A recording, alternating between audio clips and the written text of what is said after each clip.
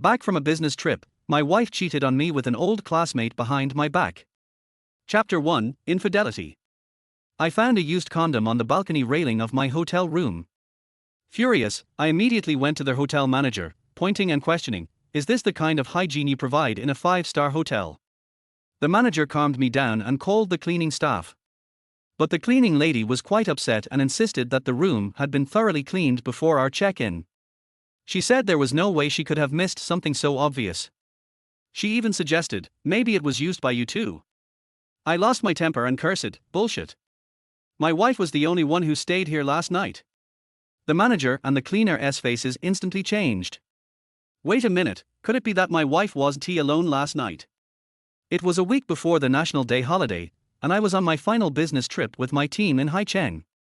However, my wife, Ju Shuajie, couldn't wait to go back home to visit her family. She said she wanted to get back early this year and asked me to meet her directly at her mother's place. But this time, she didn't plan to stay at her parents' house. She said she wanted to stay in a hotel for a bit more privacy. As their husband who dotes on his wife, I naturally agreed without hesitation. I immediately had my assistant book a 5-star hotel for her. I heard it had excellent hygiene and services, and even had a craft brewery downstairs. It had been over half a month since I'd seen her. After I finished this trip, I planned to surprise her by picking up some good wine downstairs and spending a cozy couple of days with her at the hotel. Once the business trip ended, I hurried over to the hotel I had booked for my wife. After verifying my identity at the front desk, I got the room key. The hotel was a resort-style complex, not too tall, with all the rooms designed as apartments with balconies. Each balcony came with a 2-person hot tub, and the view of the distant mountains was a big selling point. I dragged my luggage into the room. Ju Shuajie had already left early, and the room had been cleaned again. I couldn't wait to check out the view from the balcony. Sure enough, it was just as advertised. It had rained earlier, but the weather had cleared up, and the scenery was absolutely pleasant. I couldn't help but imagine enjoying the beautiful autumn leaves with my wife in the hot tub, surrounded by the red foliage outside and the warm, steamy atmosphere inside. The scene was bound to be exciting. But just as I was daydreaming, I caught a glimpse of something white on the small platform outside, by the air conditioning unit. Any man would recognize what it was. I stepped closer and saw it was indeed used. I immediately felt disgusted. I couldn't believe the guests here were so lacking in decency. But when I looked around, I realized that only our room could have been the source of this. My anger flared up. I stormed down to the front desk and complained about the poor hygiene, demanding to speak to someone in charge. It seemed I had been very forceful in my complaint, because soon enough, the hotel's room manager and the cleaning staff showed up at my door. They took a quick look and politely asked me what I wasn't happy with. I pointed directly to the balcony. "Look at that." "What is that?" The room manager's face immediately changed, and she hurriedly apologized, instructing the cleaner to remove the item.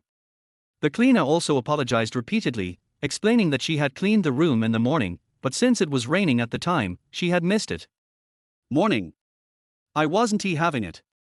Are you implying I left that there? I just arrived. My wife checked in yesterday at noon, and it wasn't raining then. Didn't you check the room when it was empty?" The cleaner's face turned red, and perhaps fearing a reprimand, she quickly defended herself, saying the room had been thoroughly checked and cleaned before our arrival. There was no such thing in the room. My anger only grew. "Yesterday? My wife was the only one here last night. What are you trying to say?" I demanded to speak to the general manager. At first, the room manager tried to defend the cleaner, but seeing I was about to escalate the matter, she quickly calmed me down. She suggested it was a simple oversight and promised they would educate the staff more rigorously. To smooth things over, she even offered me 2 vouchers for the buffet. After a few more exchanges, I calmed down. It was a small issue, and I didn't want to make a scene. I took the vouchers and let them leave. However, the cleaner clearly wasn't happy. I could hear her muttering something under her breath as they left. I overheard her defending herself to the manager. "There was definitely a man here last night." The room manager quickly told her to shut up, warning her that mentioning this would only bring trouble. I stood frozen, hearing their conversation, my head buzzing. I had never even considered this possibility. Could it really be that the condom was left by my wife? Was I being cheated on? The item had already been dealt with, and I couldn't bring myself to confront the cleaner directly. Plus, after the manager had scolded her, she probably wouldn't tell me the truth anyway. But the cleaner's words kept echoing in my mind, making me unable to stop imagining different scenarios. This sudden return of Zhu Xuejie and her request to stay at a hotel instead of at her parents' house were already out of the ordinary. Could it be that she had found someone else back home? Should I investigate this further? Just as I was torn, Zhu Xuejie came back. She was dressed in a new outfit, looking radiant, and seemed to be in a very good mood. I couldn't help but notice a sweet, almost newlywed-like expression on her face. I decided to tease her. Looks like you're in a good mood. Did you meet up with an old lover? Her face showed a quick flash of surprise, but then she smiled brightly. Don't be silly. I just went shopping with some old classmates. I couldn't shake the feeling that something wasn't right. Normally, when I teased her, she never explained herself. They say everyone becomes Sherlock Holmes when catching a cheating spouse, so I decided to keep probing. Be honest, did anyone else visit our room last night? Her expression changed more noticeably, and she seemed a bit annoyed. What's with you today? Why are you acting so weird? I quickly backpedaled and laughed. I'm just joking. I couldn't find my slippers when I came in. She seemed to relax and with some irritation, explained. I went to a class reunion last night. I was supposed to bring you, but you couldn't make it back in time. I got a bit carried away and drank a few more glasses than I planned. An old classmate gave me a ride back. You should thank them. It would have been hard to get a taxi at that hour. I lowered my head, silent, as I pondered the credibility of what she had said. Honey, are you jealous? Suddenly, Zhu Xuejie pressed her hands on my shoulders from behind, leaned in, and whispered very intimately in my ear. It was a woman. I instinctively hugged her and kissed her on the cheek, but inside, I felt a sinking feeling. Something wasn't right, very, very wrong. Zhu Xuejie normally never explains herself, and she rarely engages in such intimate gestures of appeasement. Even without studying psychology, I could tell that this was a clear sign of guilt. More importantly, if she really did bring someone here, then the cleaner's words would have been half true. At that point, I had no reason not to investigate further. Taking advantage of the time Zhu Xuejie went out again in the afternoon, I went to the hotel's security room. After showing the security guard my room key, I told him that my wife had forgotten to bring something back last night, and I needed to check the surveillance footage from when we entered the room. At first, the security guard refused, citing privacy concerns regarding other guests. I quietly slipped him 200 yuan and asked him to help me out. The power of cash was undeniable. The security guard not only agreed but also helped me check the time of the door opening using the keycard records. He told me not to take any photos or share the footage with anyone. On the screen, I could clearly see that around 10 p.m. the night before, Zhu Xuejie was embracing a man, appearing at the end of the hallway. They didn't walk far before they started kissing passionately in the corridor. The man's hands were restless, wandering over her body. Just as his hands were about to reach a more intimate area, Zhu Xuejie blushed and grabbed his hand, then the two of them quickly walked to the door and opened it. The security guard gave me a sly smile as he sneaked a look at me. I struggled to suppress my inner fury, my eyes fixed on the man on the screen.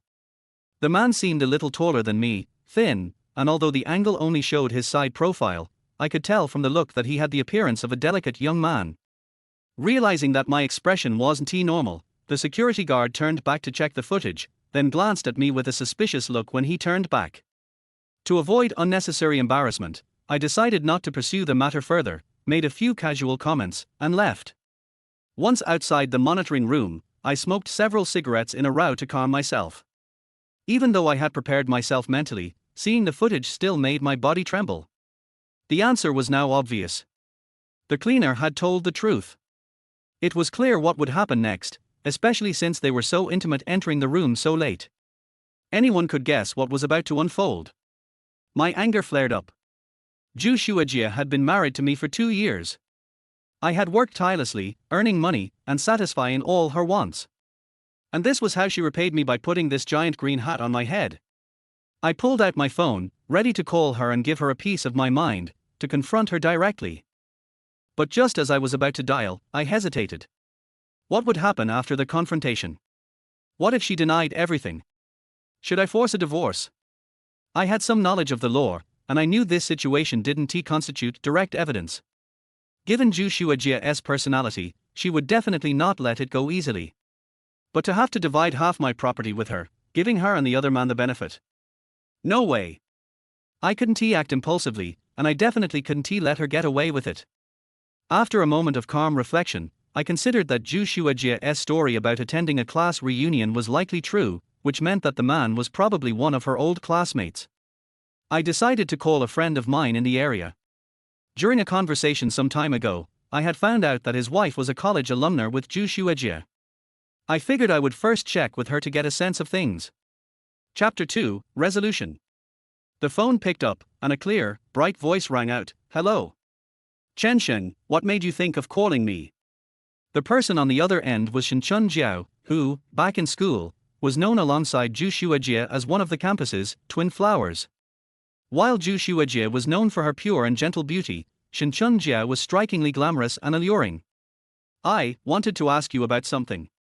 "What is it? Is it urgent?" I hesitated for a moment. Her voice was quick, and she seemed quite busy. I replied, "No, nothing urgent. You go ahead with what you're doing, but let's have dinner tonight, and I'll tell you more then." Shenchun Jie responded with delight, "You're here? Great, I'll make arrangements and we'll be in touch later." "We'll be in touch later," I said before hanging up. Just as I ended the call, Zhu Shuajie's phone rang again. "Honey, where are you?" I replied coldly, "I'm downstairs, just bought some cigarettes." "What's up?" "There's another class reunion tonight." "What? Another class reunion, so soon?" This was clearly another excuse for her to sneak off and meet her so-called old classmates. Zhu Shuajie deliberately dragged out her words, and normally I would have immediately caught the cue and agreed, understanding and letting her go. But this time, I remained silent, my face stern. She seemed to sense something was wrong and quickly changed her tone. "I want to take you with me. Let my old classmates meet you. Would you be okay with that, honey?" I sneered internally. This was clearly a strategic retreat by asking me. She was trying to make me agree to let her go. She knew I didn't like those sentimental gatherings, only the business ones that revolved around alcohol and cigars. I let out a faint smile and said, "Sure. When?" Zhu Shuajie was clearly taken aback. There was a long silence on the other end of the phone. After a while, I heard her awkward laughter. "Honey, if you're really busy, forget it. You should save your energy and wait for me to get home. We can take care of some things." She dragged out the final words, with a coquettish tone that seemed to have a hidden meaning, causing my mind to wander. In the past, I would have given in immediately. But now, I coldly responded, "It seems like you're quite busy." What do you mean?" Her voice faltered, and I could feel her nervousness. Of course, the guilty ones are always the most sensitive. "I mean, you're going to hang out with your old classmates again, and when you get home exhausted, will you have enough energy for us? I'm worried about you." I said the words, forcing back my disgust, and heard her on the other end sigh in relief. So you're relieved that I haven't uncovered your lie?" "It's fine, honey, I'm not busy at all," she replied, her tone now soft. I interrupted her, "It's fine, I'm not busy either. I can go with you." On the other end, I could faintly hear her breathing grow heavier as if she were furious, her anger barely contained. Feigning concern, I asked, "What's wrong, dear?" Nothing at all. Come back now, and we'll get ready to go out." After hanging up, I couldn't help but laugh at the thought of her gritting her teeth in anger while trying to act casual. In the past, I was so foolish to treat a woman like her as a treasure. I let myself get played and humiliated. Shaking my head, I headed toward the hotel. As I entered the building, I suddenly felt the urge to pee and made my way to the restroom. But as I entered, I heard a woman's voice. It was Zhu Shuajie's voice. "Brother Wang, I can't help it," he insisted on going. "Then why didn't you just refuse?" "But I think he's starting to get suspicious. I can't be too harsh with him. He supports my whole family, my brother and his wife both work at his company. He only has a little bit of money. Come on, let me take care of it." I could hear the sounds of heavy breathing, and the deliberate attempts to soften it, all of which echoed loudly in my mind. My blood boiled, my body felt like it was on fire, but the coldness of the situation crept in. The man, money, money, money, the reason we broke up was because of money. Ju Shuajie, in a feigned angry tone, it's because you didn't want to support my whole family. Now Chen Xing is taking care of us, and you come back to want me. Yeah, this fool, the man said, his voice lowering with a sly laugh. Why not get him an accident insurance policy? We can secretly take care of him. His company, his money, it'll all be ours. I couldn't stop trembling. Ju Shuajie gasped, no. I felt a slight sense of relief. After all, we had been together for 2 years, and while she may not have been faithful, I knew she wouldn't want to kill me. But then, her voice came again, no, we can't do the accident insurance. If he dies, I'll be the prime suspect. You can't come back to me for a while. In that moment, something in my mind collapsed. Brother Weinspat, you little bitch, you're clever, huh? Of course, Tilder. Then things took a twisted turn. 2 years. 2 years of hard work, and all this time, she and her family were living off me, eating and sleeping in my place, and in the end, she wants me dead. Wants me dead. So she and her old lover can take everything from me. Under the sounds of their disgusting conversation, I clenched my fists. They ate and lived off me. I'll make sure you spit it all back out. This twisted betrayal, I'll make sure you both are ruined. I quickly opened my phone and started recording, capturing every shameful word they said. Then I stomped my foot, pretending to just walk in. I turned on the faucet as if I was just washing my hands. Their voices on the other side stopped, and all was silent. A cold smile spread across my lips as I dialed Ju Shuajie's number. The phone rang. Huh? Isn't he this Ju Shuajie's ringtone? I said aloud, smiling sinisterly as I walked closer. Before I even reached the door, it was suddenly opened. The man from the monitor came out, walked right up to me, and handed me a vibrating phone. He blocked my view with his body and said, I found this phone. Is it yours? Before I could respond, he quickly shoved it into my hands and rushed away, as if trying to avoid me figuring out what was going on. Here, take it. I thought I could get a free phone. I smiled as I accepted it. All right, you can go now. I need to use the bathroom. He hurriedly blocked me again, his face turning pale. Why you? What's wrong? Can't I use the bathroom? I shot him a side glance and saw his hand tremble. Just go use a different bathroom, he urged. I frowned. Is this your bathroom? If you keep blocking me, I'll call the cops. His expression shifted wildly. I pushed his hand away and stepped toward the door. The green indicator light that showed the restroom was vacant shone brightly. The handle of the door seemed to be waiting for me to turn it. I wondered what their faces would look like inside. I chuckled inwardly, stopping in my tracks and then turning to leave. Forget it, the phone fell, I'll go back and check on Ju Shuajie. I took the elevator up, then switched to another one, smiling as I pressed the button for my floor. Well, Ju Shuajie, you'd better hurry up and climb the stairs before I get back to the hotel. Let us see if you can avoid leaving any traces. Chapter 3, Setting the Trap. I feared that Ju Shuajie would give up if the elevator moved too quickly, so I kindly pressed a few extra floors to slow it down. Finally, I entered the room just behind her. When I walked in, Ju Shuajie was drenched in water, wrapped in a towel, her clothes hastily piled up by the hot tub. To avoid me noticing the sweat on her body, she had even taken a quick dip in the pool. She was slightly out of breath. Hubby, you came back so quickly. The nearest convenience store was outside this resort hotel, and she thought it would take me a while to return. She had no idea that I was watching the surveillance footage at the security desk. I sneered coldly, why are you out of breath after just soaking in the bath? Ju Shuajie chuckled dryly, you startled me when you suddenly came in. I wasn't tired.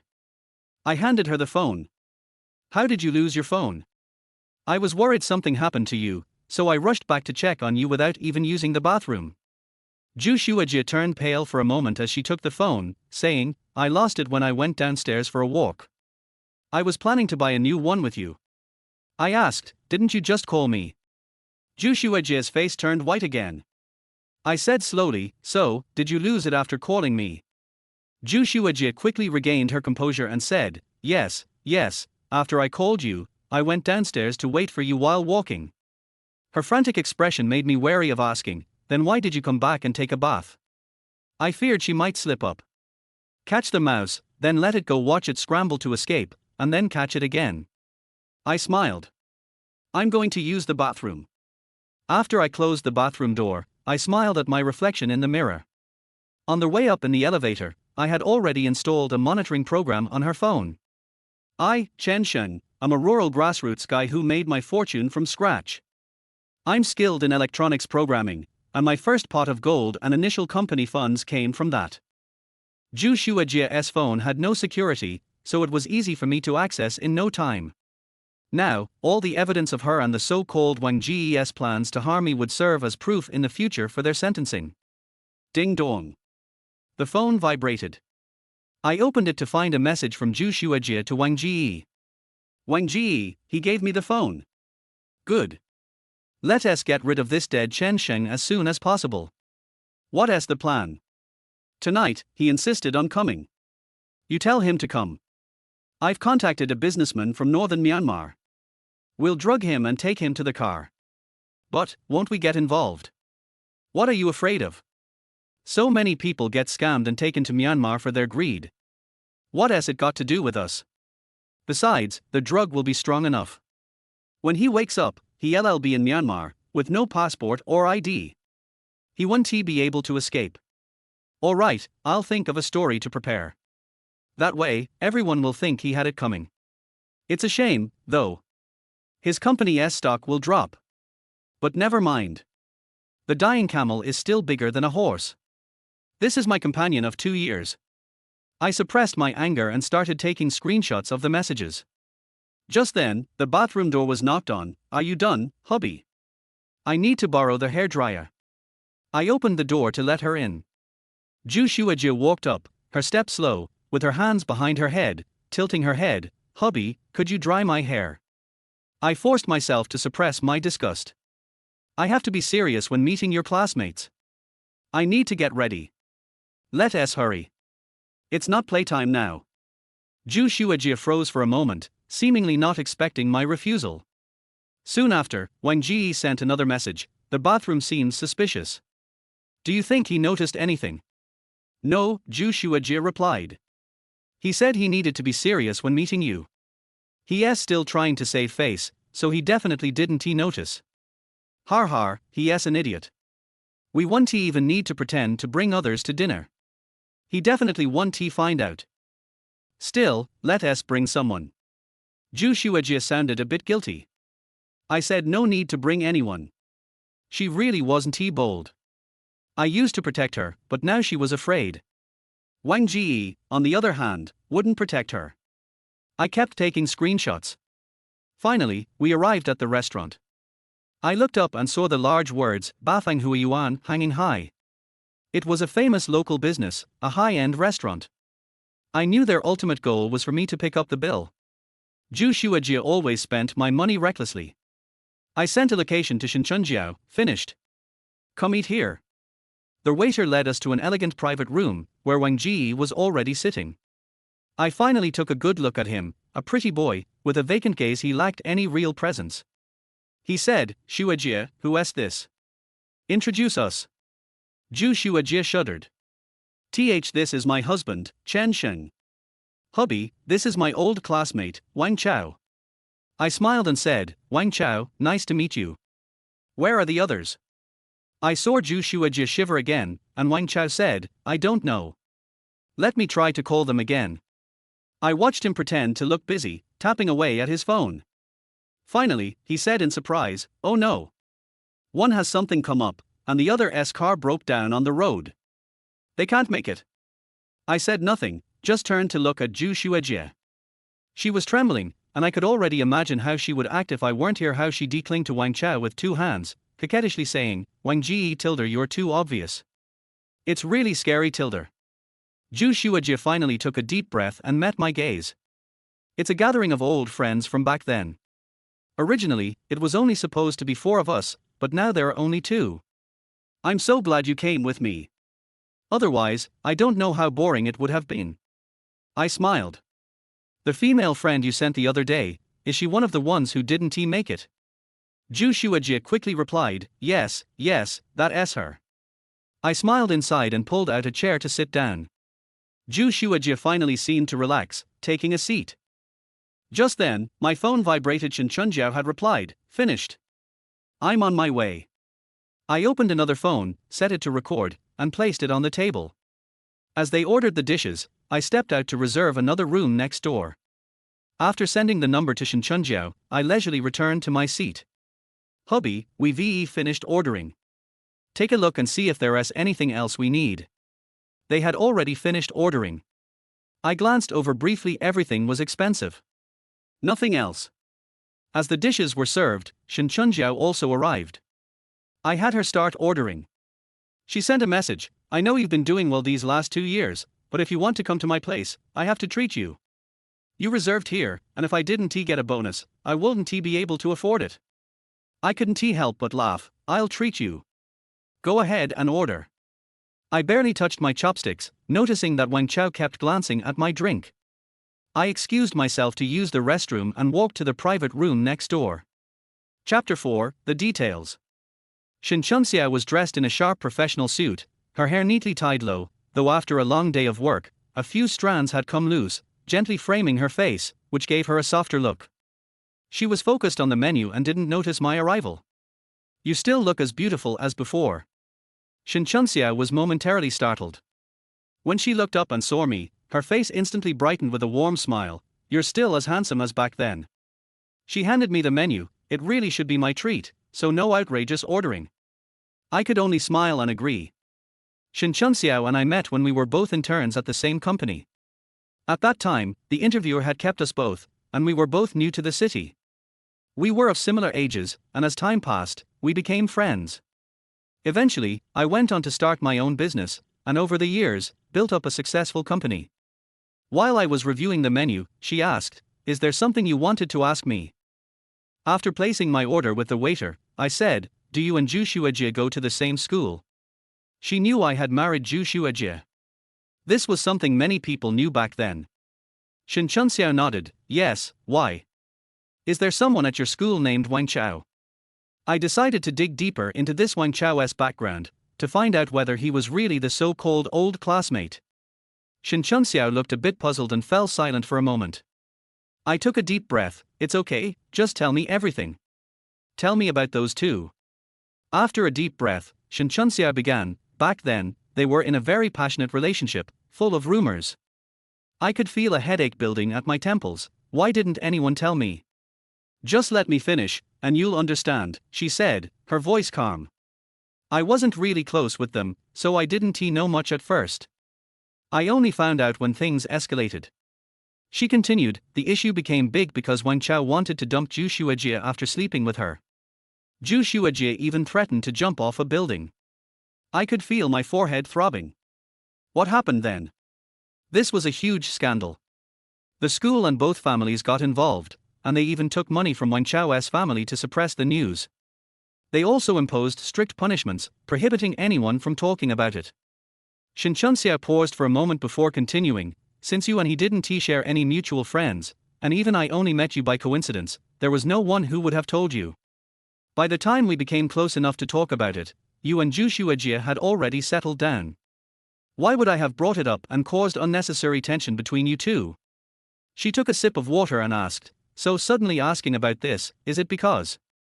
I paused for a moment and finally replied, she cheated on me with Wang Chao. Behind my back, they had an affair twice. I hesitated briefly. Maybe more than twice. Shin Chunxiao gasped in surprise. I didn't expect her to still be hanging on to Wang Chao like that. She sounded a little guilty. Oh, I should have told you earlier. I thought it was all in the past, and that she would settle down with you. I reassured her, it's fine, you did the right thing. At that time, even if you had told me, I would have accepted her past, everything about her. She looked at me seriously and asked, so what are you going to do now? Confront her and kick her out. I'm afraid that even if I confront her, she'll just refuse to leave.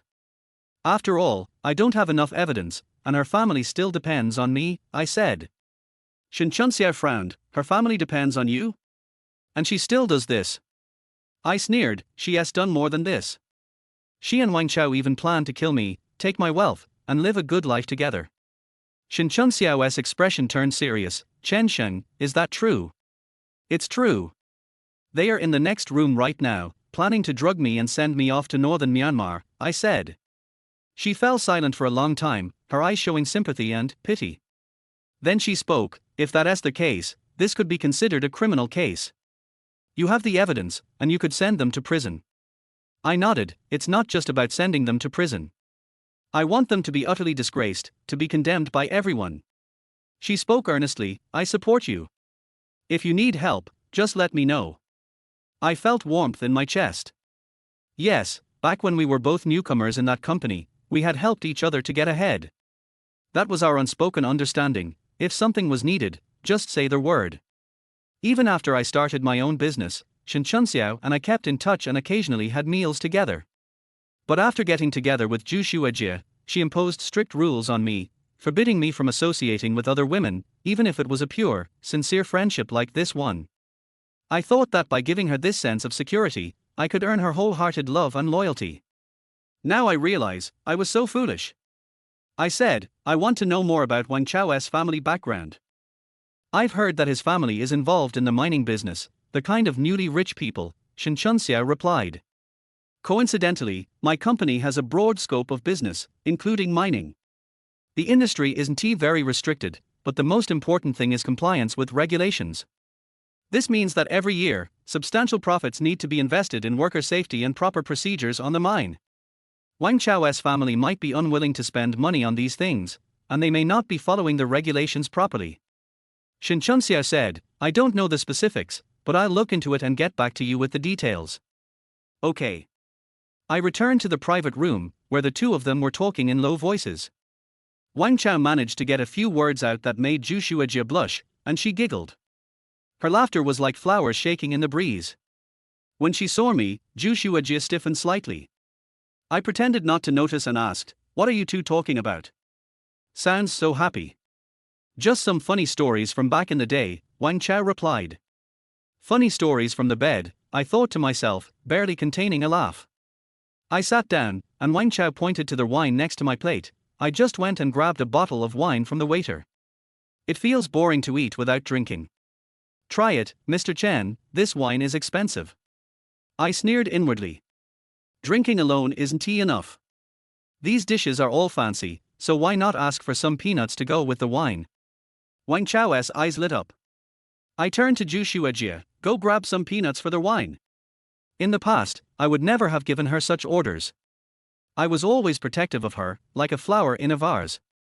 I never made her work at the table, always shielding her from the business side of things.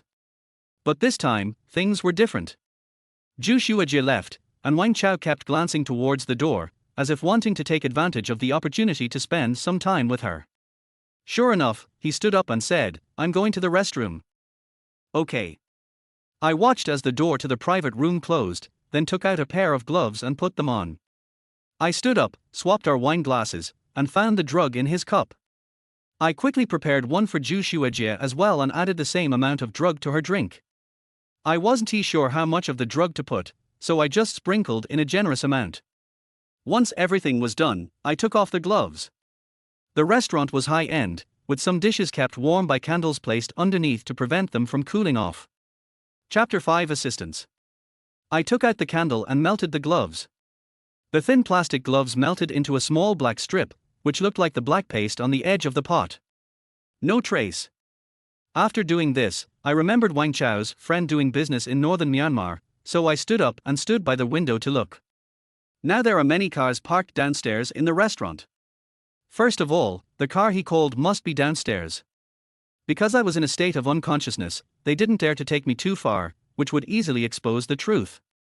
If I was downstairs, it could be explained that I was drunk and was helped into the car, which was reasonable. Secondly, his car must not be a low-floor car. Because I was unconscious and couldn't deal with the inspectors, unless I was bribed by this northern Myanmar businessman, he must take me to drive on the mountain road and check more people, so a low-floor car is not needed. Finally, it should be a car with more than 7 seats. Because he came here not just to pick me up.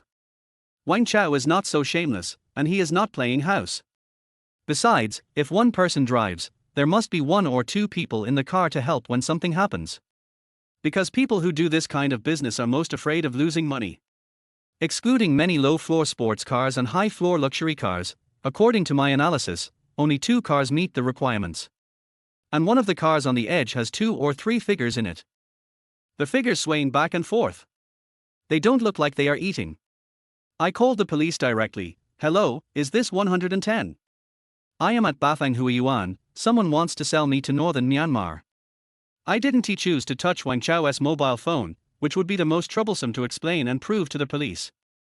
And now I can explain, I heard their conversation. The two were not very efficient and just returned to the private room. Zhu Shuajia's hair was slightly messy and her cheeks were red. It's disgusting. Wang Chao wore an ambiguous smile, and there was always pride and pity in his eyes when he looked at me. Har har, it's not certain who pities whom. He raised his glass. Come on, drink. I raised it and looked at Zhu Shuajia. I'll pour you a glass too. Come on, let's clink glasses. Zhu Shuajia was stunned for a moment and replied, okay. She took a sip and choked her eyes with mist, like a deer in the mountains, which made people feel distressed. Zhu Shuajia, how could you like someone like Wang Chao? Why would you want to sell me to northern Myanmar together? If I hadn't discovered it, what would I face there? Endless beatings to force me to defraud, or sell my organs, raise me as a blood cow, and force me to transport drug money. So many anti-drug police officers sacrificed heroically every year, and the country invested so much to fight fraud every year, but you tortured your compatriots and did these unscrupulous things. It's okay to cheat on me, but you also do this kind of thing. After drinking a glass of wine, my body finally felt a little warm. The speed of their blinking gradually slowed down, and they were so dazed that they couldn't open their eyes. At the same time, the phone rang. It was the police. I explained to the police, this Wang Chao and my wife had a feud when we were studying. I heard him and those people say that they wanted to sell us to northern Myanmar. Fortunately, I swapped the wine with his after hearing it, and then called the police for help.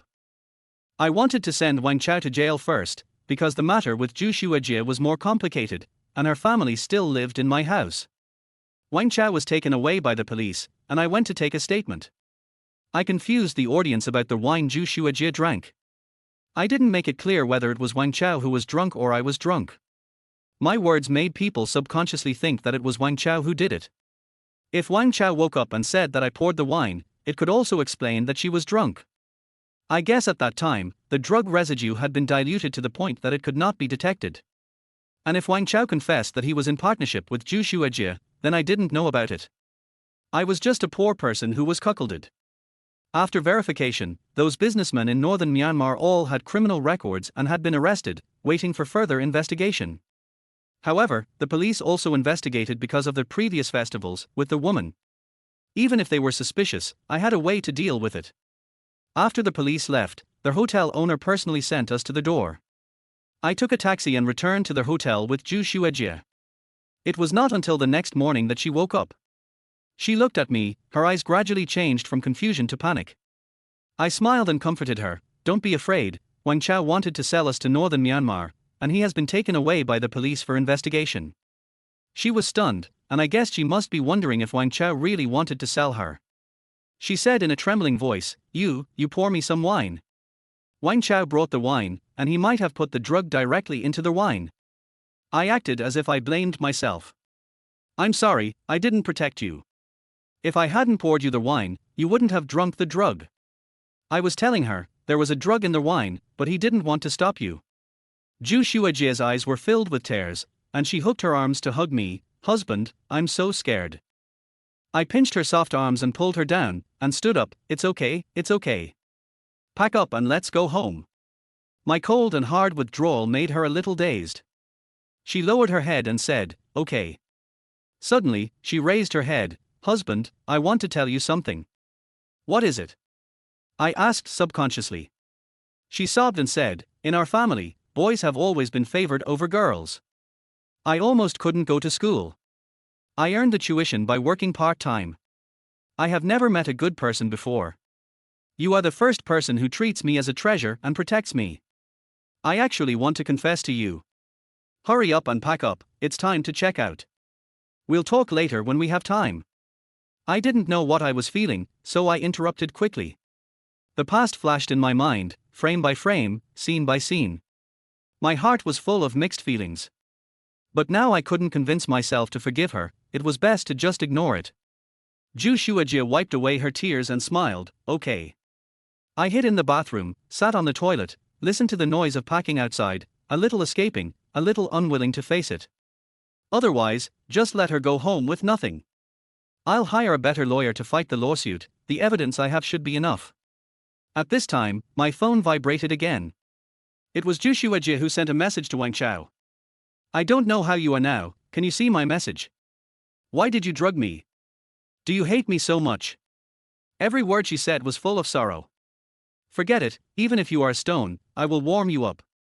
If you go to jail, lose your job, and have a criminal record after you come out, what can you do?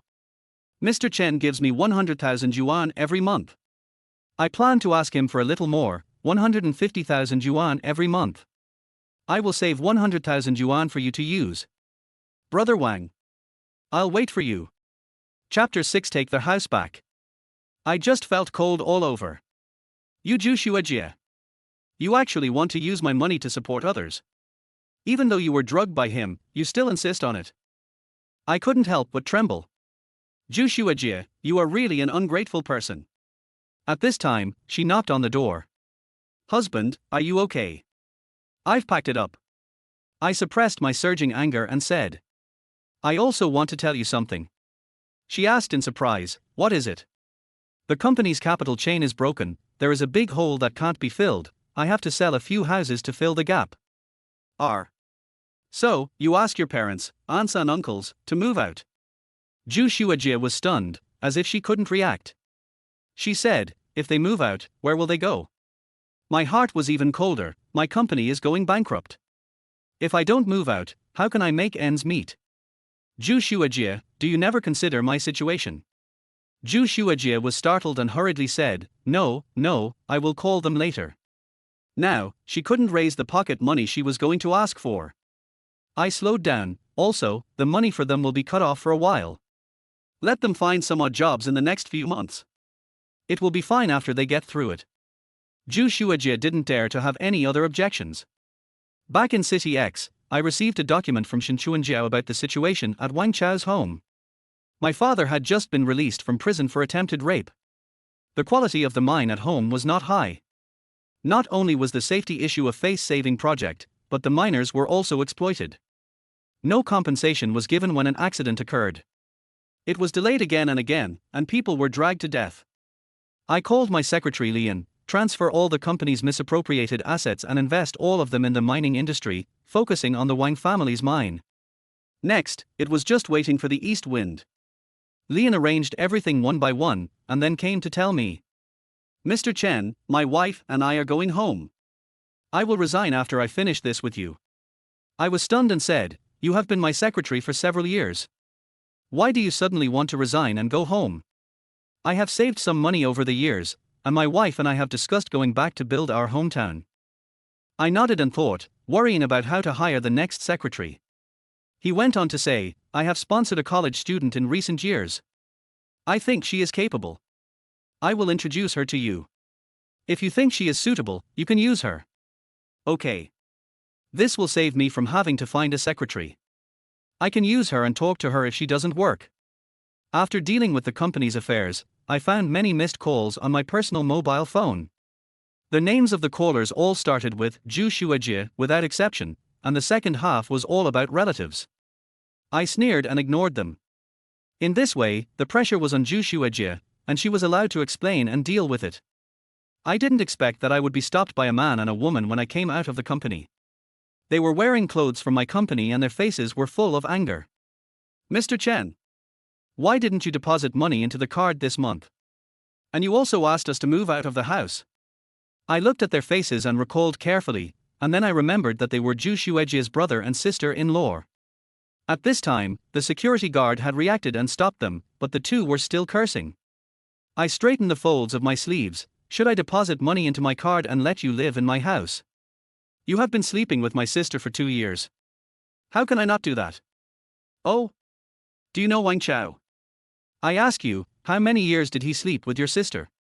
When he slept with your sister, did he give you money to spend and a house to live in? This young man was stunned and panicked. It was obvious that he also knew about Wang Chao and Zhu Xuejie. And now, he was wondering how I knew it. He reacted and roared in a cowardly manner. Anyway, you have money, you have to pay me to sleep with my sister. But now I don't have it, and all the company's misappropriated funds have been used to pay compensation. The next step is to lay off employees. Both of them were shocked. The people who came to watch the excitement in the company were also surprised. A small employee whispered, and I heard it. It's terrible. Usually these two people do nothing in the company, they just take advantage of others and let them lead the company every month. Now they are going to lay off employees, and they will definitely lay off those of us who have no background. It is not difficult to understand why employees would think so. Because the environment is like this. If you don't do it, there are plenty of people who will do it. I continued, but this time, the layoffs are based on everyone's performance and full attendance comprehensive evaluation. As long as the ability is there, it has nothing to do with the background. Many people stared at me in disbelief. Because of Zhu Xuejie, I opened a back door for many people in the Zhu family. Everyone has seen it. Now I say such words, which really surprises them.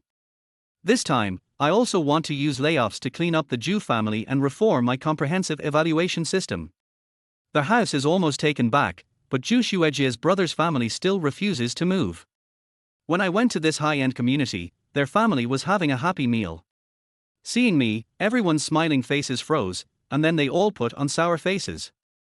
Zhu Xuejie's sister said, "How dare you come here? The company is in such a mess. We need to buy a house to make ends meet." Her brother said, "Yes, there are layoffs. If you don't know how to run a business, don't do it." My father-in-law knocked his chopsticks, and everyone fell silent. He said in a deep voice, "Mr. Chen, if you want to lay off employees, then lay off employees. Why do you want to lay off people from our Zhu family?" I smiled and said, "I didn't intend to lay off you. It's because you don't do real work. I don't have spare money to pay you." At this time, my spare money was transferred to their mining company. Now it has begun to take shape and is just about to become famous. The father-in-law said angrily, "If you don't have money, can't you transfer the company's account? Don't bully me because I don't understand. You don't need to sell their house at all." I stopped smiling. Those are pre-accounts. Transferring them means taking out loans. Do you know that if you can't make up for it, you will be in debt and go to jail? The father-in-law said, "What's wrong with a little risk? Our whole family doesn't eat or drink. How can you support us without taking some risks? If you don't have the ability, don't marry Zhu Xuejie and don't start a company." I laughed out of anger. What a slut, you thought it was such a precious treasure. I used to be controlled by such words, but now everything is different. I sneered, "If you have the ability, why don't you open your own business? Why do you have to rely on me?" I overturned the table, and the bowls and dishes fell to the ground and broke into pieces. They stood up shouting, a little burned, scolding me while frantically looking for paper. I waited for them to calm down a little, and then I said, "Move out of this house within 1 day." As soon as I finished speaking, several big men rushed in, and I smiled. "Since you are weak and sick, I specially called a few people to help you." I turned and walked to the door, and heard someone asking inside, "What should I do now?" "Call Zhu Xuejie, this little bastard. How dare he do this? Believe it or not, I will ask Zhu Xuejie to divorce him." Chapter 7 Visitors. I was so scared. I turned around and went back. The people inside were shocked because they didn't expect me to come back. I looked at the phone screen of Zhu Xuejie's brother and said, "Call, you call, it's just right for us to talk face to face." He really called with a fierce look on his face. The call was connected, and Zhu Xuejie's gentle voice came. "What's wrong? Tell her what's wrong," I said coldly. "Husband. Why are you together? What happened?" Zhu Xuejie's voice became faster and faster, and more anxious. Her brother said, "Mr. Chen came to force me to move out. He overturned the table and hired thugs." Her aunt said, "Hey, if you have anything to say, just talk it out. Why did you have to do this? You overturned the whole table of food. Her uncle even shouted, I almost beat your brother to death. Ju Shuajie hurriedly shouted, Mr. Chen. Don't touch my brother. I sneered, didn't I tell everyone to move out? Why are you still eating when you come to collect the house today? With a glance from me, the thugs pushed him to his knees on the ground, holding his hands and screaming heartbreakingly. Others hurriedly wanted to step forward, but the big thugs stood forward, and with the shouts of Ju Shuajie's brother, they dared not move anymore. I said to the phone, Ju Shuajie, this is called moving. I looked at her uncle again, next, let you hear what it means to be beaten to death. Father Ju quickly threw a shovel on the back of Ju Shuajie's uncle's head. Speak up, you really want to see Ju Xingpeng beaten to death? Ju Shuajie's uncle hurried forward, facing the eyes of so many thugs, and said under pressure, Chen Sheng, I was wrong, please forgive me for Ju Shuajie's sake. I turned around and asked, Shuajie, what do you think? Chen Sheng, husband, don't touch my brother, please. I touched my head and took a step back, this makes me look like a villain. In a society ruled by law, don't do this. Sit down and talk together, talk together. Now, no one spoke anymore. The whole large flat was as quiet as a one-man show stage for me. I said, Ju Shuajie, what do you think we should do? Your brother doesn't want to move out and rent a house, and I can't get my house back. At this time, Ju Shuajie's younger sister took out her mobile phone with shaking hands and said, Mr. Chen, you are really too much. Breaking into a private house and hiring thugs. Aren't you afraid that I will call the police?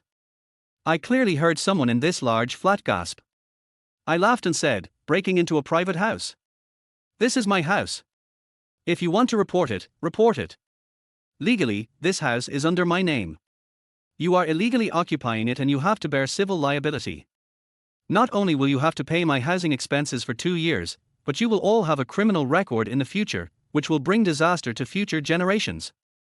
I don't know much about the law, but I'm sure they don't know much more. Besides, they were originally in the wrong in this matter. Sure enough, these words scared them. Ju Shuajie said softly, leave this place for my family to have a place to stay, okay. But I have no money to make ends meet. Ju Shuajie gritted her teeth and said, then, from now on, I only want 50,000 yuan every month, okay. Before I said anything, her family got anxious.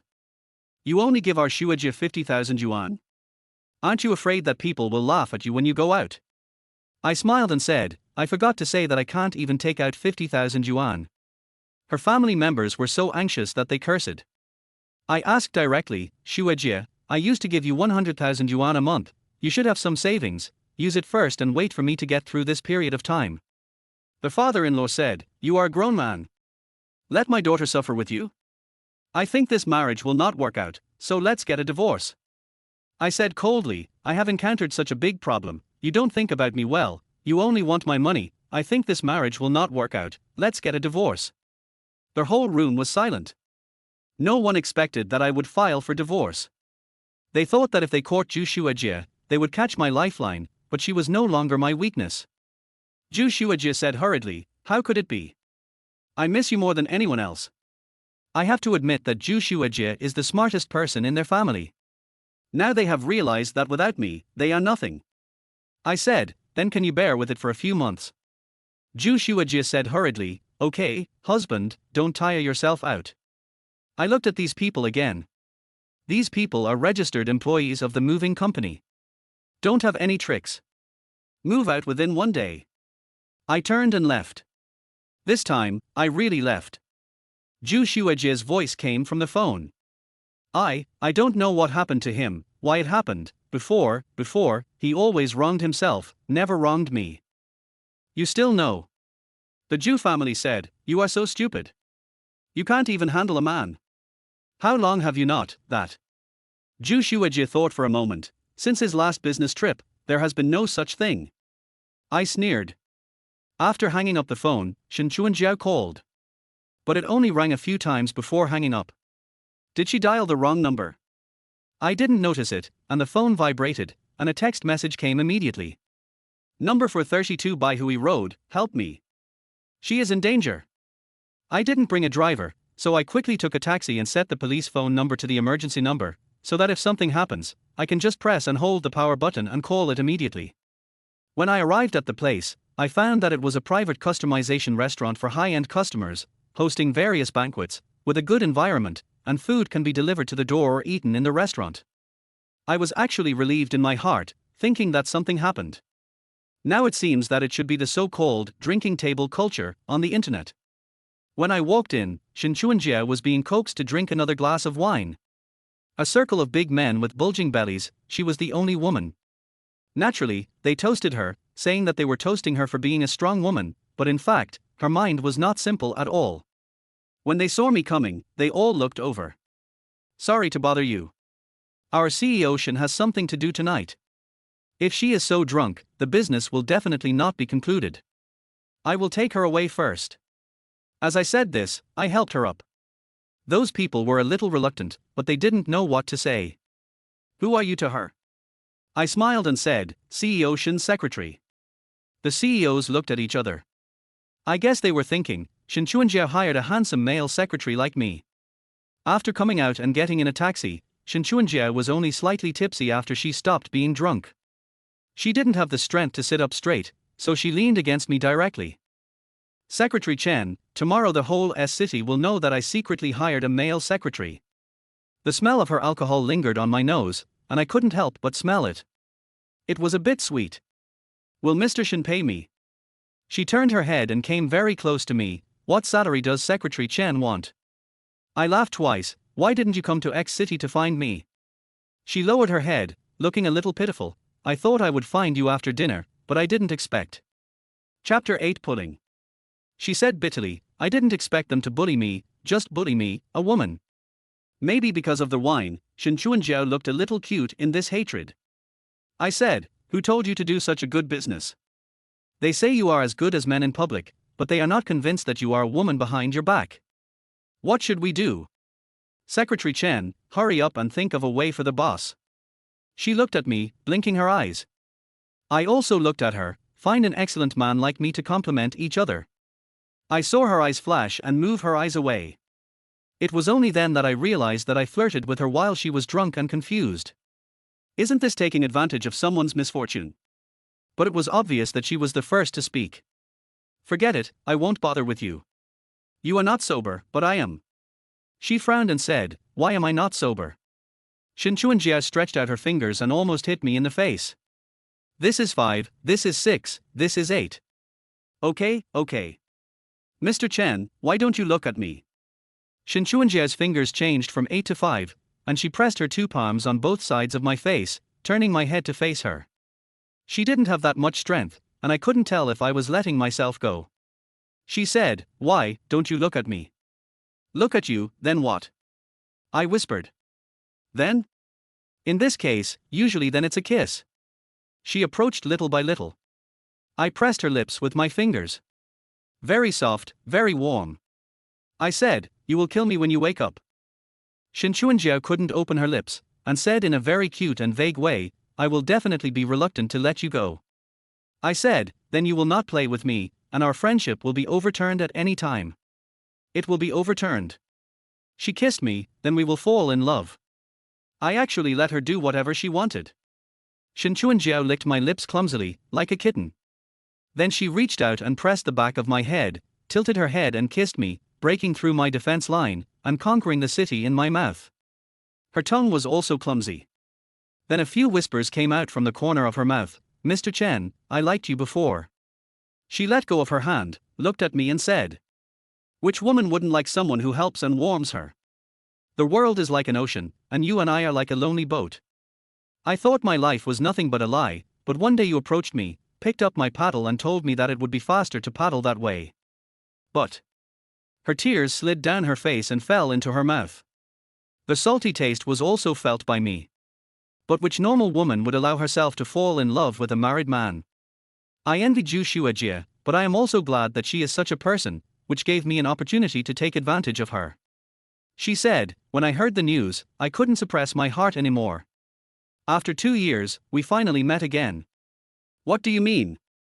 I keenly heard that she meant something else. Sure enough, Shin Chuanjie said, I resigned and just submitted my resume to your company. I responded to her words word by word. You have made it to that point and position. Resigned. Shin Chuanjie blinked her eyes smartly. You had a bright future, but you resigned and went it alone, didn't you? You can succeed to become Mr. Chen now, and I also want to succeed to become Mrs. Chen in the future. She said solemnly, Mr. Chen, I'm going to start pursuing you. I suddenly realized that the circle of guests Shin Chuanjiao had tonight were all resources in her hands. When she successfully joined the company, these resources will be returned to my company. She invited this table of wine for me. I frowned and said, Zhu Shuejie, and I can't leave for a while. It's unfair and disadvantageous for you to do this. It's okay. She smiled and waved at me. You handle your business, I'll wait for you. When you complete your career, I'll help you. The lights of thousands of houses passed by quickly outside the car window, and her eyes were refracted with colorful lights, as if they contained a whole brilliant galaxy. I thought my heart had died in the holiday winery with Zhu Shuejie, but just now, it clearly jumped twice. I don't know what to say. Shin Chuanjie said with her last bit of strength. Mr. Chen, I'm so happy, I'm about to burst. After saying that, she fell on me, dazed. I reached out and held her slightly to prevent her from falling, and was silent for a long time.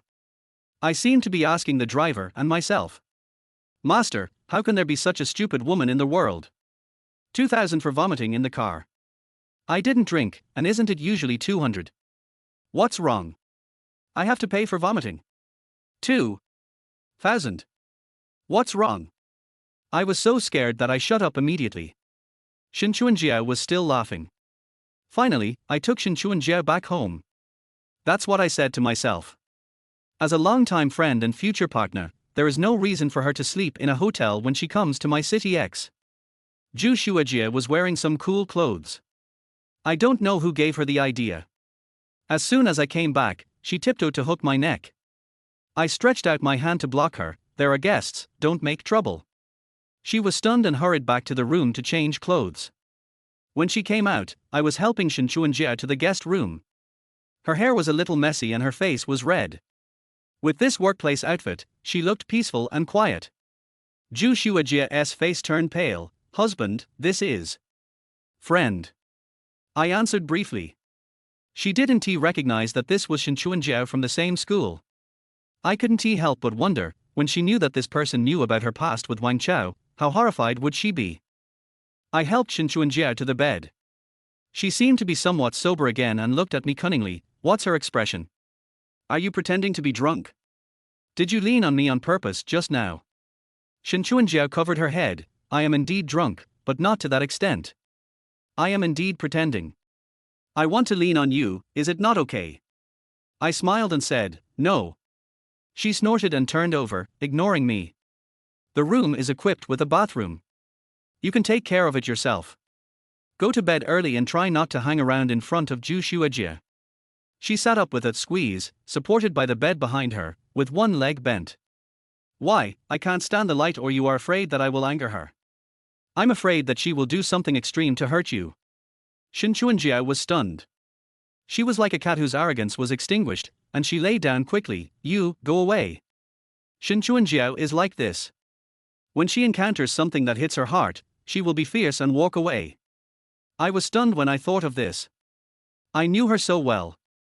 After closing the door, I came out and saw Zhu Shuejie sitting on the sofa, feeling uneasy. Seeing me, she stood up and asked, why did you bring your friend home? Did we not treat her well enough? It would be better to send her to a hotel. I said, my dear friend, my good brother, there is no such thing as not treating her well enough. I am worried if she gets drunk in a hotel. Yes, I was inconsiderate. She lowered her head and kept scratching her nails with her hands on her chest. After that day, I read a psychology course. This is a sign of nervousness. It was Shin Chuanjie who made her feel stressed. Chapter 9 Attacked. I sneered in my heart, but still said, this is the friend I mentioned to you before. She is not sober now. I will introduce you to her tomorrow morning. Zhu Shuejie breathed a sigh of relief. Which friend did you mention before? I stared at her closely, not missing any of her expressions, and said softly, your schoolmate, Shin Chuanjie. I saw her pause, and her face turned pale. I asked, what's wrong? She suddenly raised her head to look at me, and saw my calm face, and then said, "No, nothing." She asked, "Didn't I ask you not to associate with this friend?" I remembered that it was not that she didn't want me to associate with female friends, but that she didn't want to give me the opportunity to know the truth. "Oh? Why?" She was stunned for a moment, and didn't expect me to ask. She said with a bit of a stammer, "I just don't want you to associate with other girls." I raised my eyebrows and said, "Then have you been in contact with other men?" "No, no." I asked, "What about Wang Chao, your old classmate?" Zhu Xuejie showed fear and looked at me with trembling lips.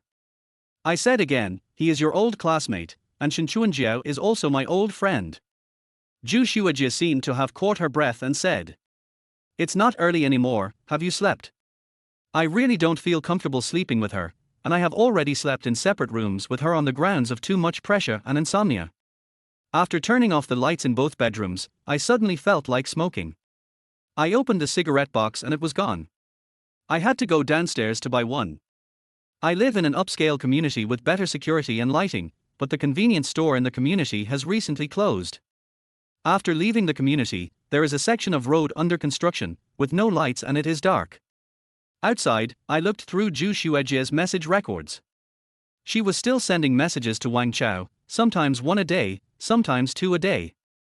And there were some transfers with the Zhu family. Most of the Zhu family was lazy and took everything for granted. They couldn't get money from me, so they would ask Zhu Xuejie for money.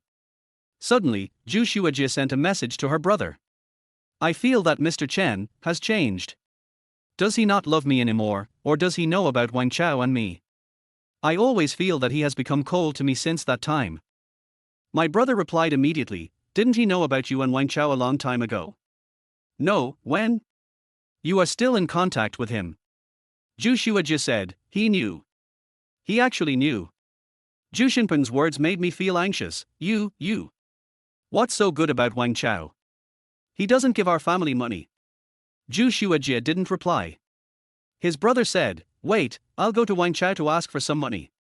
He was arrested by the police." "What? What happened?" Zhu Xuejie told her brother everything, and finally Zhu Xinpeng said, "Then tie up Chen Xing now, don't let him run away." Zhu Xuejie said, I want to wait for Wang Chao to come out." He was sentenced to 3 years. Because I had never smuggled in northern Myanmar before, I just knew that businessman from northern Myanmar. He didn't cause me any real harm, so he was only sentenced to 3 years for intentional injury. Zhu Xinpeng's voice was sent over. Zhu Xuejie said, "Because I'm pregnant with Wang Chao's child for a month." After a long while, Zhu Xinpeng said, "I told them that from now on, this child can only be Chen Sheng's. Chen Sheng knows about you and Wang Chao, he no longer loves you, this child is your turning point. The turning point of our Zhu family. Before the truth is exposed, we can still rely on this child to support Chen Sheng for a few years." Zhu Xuejie said, "But Chen Sheng and I didn't do that again around the time of the pregnancy." Zhu Xinpeng cursed again. Zhu Xuejie never replied to his message again. I suddenly felt a little flustered. She knew that I knew about Wang Chao, and the most likely person to tell me was Shen Chuanjiao. She might take revenge on Shen Chuanjiao. I turned around and ran home quickly, while recalling whether Shen Chuanjiao locked the door. Then I called the moving company and asked a few people. But before I ran through this dark road, a person flashed in front of me. No more, no less, just right in front of me. I stopped and pressed the power button for a long time to call the police. I asked, "What do you want to do?" The man slowly approached, dressed in black, and wearing a mask, but you can still see his slightly curly hair and sunken eye sockets. He is not a Chinese.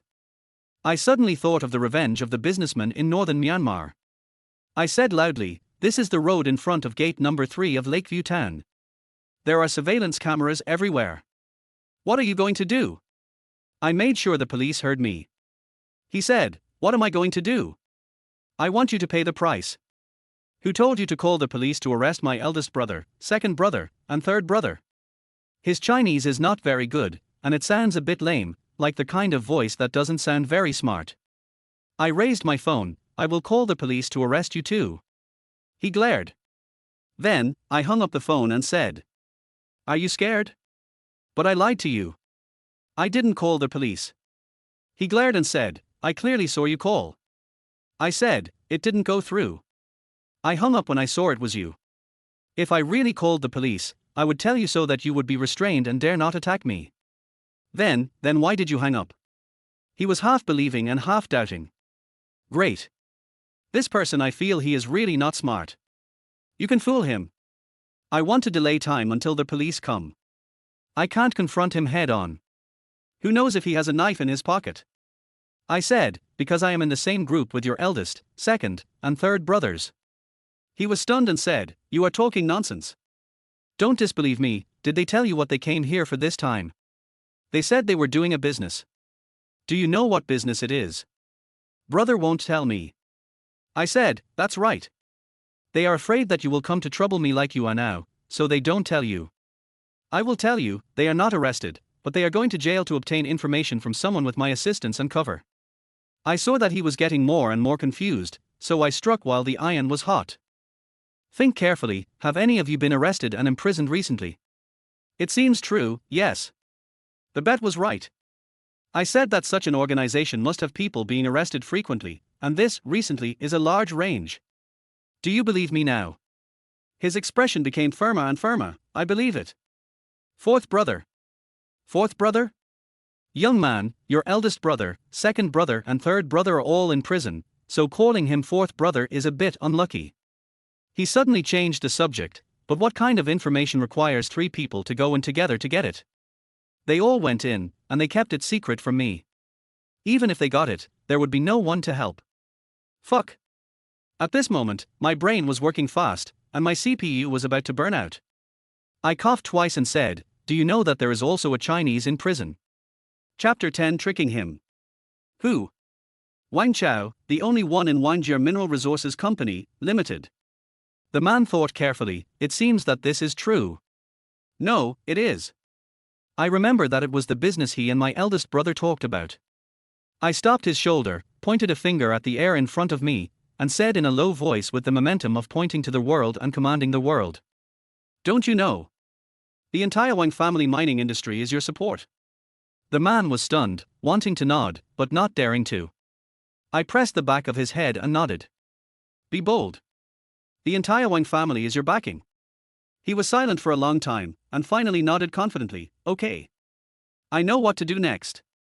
Just then, the police siren sounded. His face changed, and he turned to glare at me. My face also changed, and I took the initiative. You called the police? Do you want to hurt me? No. The man's eyes were full of misunderstandings and eager to prove, it's not me. Fourth brother, how could I hurt you? I looked righteous, I won't hurt you either. Let fourth brother hold them back, you run. How can this be? Fourth brother. I wiped his tears, wait for us to come out together. I'm going to accompany my eldest brother, second brother, and third brother. After saying that, I pushed him away and ran towards the police. Finally I ran to the police car. I looked back and saw that he didn't catch up. I was about to collapse. Survived a disaster. Still scared. Mr. Police, this is what happened. I thought that the big fool could be easily caught, but I didn't know he escaped like this and disappeared without a trace. I concealed the frame-up of the Wang family and told them almost the truth. Mr. Chen, you have made 2 calm and smart reports to the police, which have really contributed to the security of the motherland. I smiled and said, no, you are dedicated to your duties and fulfill your responsibilities. You are the pride and security of the motherland. I thought I could go back to see what happened after taking the statement, but they sent me another WeChat message. This Burmese man is called Miao Dandeng. Officer and will track down his next case. He may come to you later. If you have any clues, you can provide them directly to Officer N. She is not in the station today, so you can only add her on WeChat first. From the WeChat profile picture, Officer N has neat short hair, heroic eyebrows, and charming eyes. The teardrop mole at the corner of her eye makes her unforgettable. A police officer joked, you are really lucky. Usually, many colleagues want to add Officer N on WeChat but can't. I scratched my head and said, not cheap, not cheap. I am married and have a wife. Har, women nowadays are not as loyal to their families as before. They can get divorced if they are not careful. The photo of your wife in your profile is young and beautiful, so it is easier to get divorced. I laughed awkwardly twice and didn't say that I wanted to get divorced. Even if I get divorced, there are still people waiting to marry. Thinking of Shinchuanjiao, I panicked again and had to go back to see her. I came out and looked at my phone. It was 3 o'clock in the morning. I quickly called the thug. Oh no, the moving company. Boss Chen, we've been waiting at your door for a long time, what happened to you? I said, something happened. Is there no movement inside? No, we were afraid of damaging your door, so we used professional equipment to listen. There was no movement inside. Okay. I finally breathed a sigh of relief and asked in confusion, do you have professional eavesdropping equipment? No, Boss Chen, I asked our Dai to use a professional window breaking rope to hang down from the roof and lie on the window to listen. I shouldn't have expected anything. I gave them a big red envelope, and then took a taxi back home. It's hard to get a taxi at night. I forgot to buy cigarettes. Luckily, the taxi driver is addicted to smoking, and there are a lot of cigarettes in the car, so I asked him for one. The cigarette was very choking and had a strong smell. I took a puff and coughed twice, and the driver laughed at me. I coughed out some tears, and the driver looked very hazy. The lights on the road covered him like a dim old cloth, or covered my eyes. I said, what are you laughing at? You smoke so much, you must have bought several houses, right? Refreshing, there is nothing I can do. He hurt my heart, what about you? You look so sad, and you don't go home in the middle of the night. Don't you have a wife or children? He really hit the nail on the head. I said, my wife doesn't love me. The child has been pregnant for more than a month, but it's not mine. Although he was really hurt, he didn't say anything and threw a few packs of cigarettes to me, take more and smoke more. If we two brothers are full, the whole family will not be hungry. We are not afraid of having no house. I smiled. The dim cloth is old, but it looks warm. At this time, my mobile phone rang, and it was Zhu Shuejie who answered. Honey, where are you? I didn't see you when I woke up. Where did you go? Did something happen? Come down to buy a pack of cigarettes. I've told you so many times, stop smoking, go home quickly. I did a lot of wrong things in the past, I really want to have a good talk with you. Zhu Shuejie's voice was hoarse and pleasant when she woke up, and she couldn't hide her worry and concern. I casually said, and hung up, and looked up to see the driver looking at me silently through the mirror in front of me. I smiled bitterly, you are pregnant with someone else's child. The driver's eyes were gentle again. It's okay, this kind of woman just speaks nicely, I guess her concern and apology are fake, buddy, leave her as soon as possible. At this time, my mobile phone rang again, and it was Shin Chuanjie's lazy and charming voice that connected. Mr. Chen, Secretary Chen, where have you been? Go downstairs to buy a pack of cigarettes. I said. Your wife was walking around, making so much noise that people couldn't sleep, so I realized you were gone. I replied, was she woken up? No, that's not the point. The main thing is that I said I was going to pursue you, but you disappeared and she found out first. I am such a failure. I couldn't help laughing, go to bed soon. No, Mr. Chen. I reflected on it, it must be because she slept with you, but I didn't. Let's go to bed when you come back, so that I can find out you are gone at the first time in the future. Shin Chuanjie smiled slyly, isn't it exciting to be separated from your wife by a wall? Too exciting, so exciting that I dare not come back.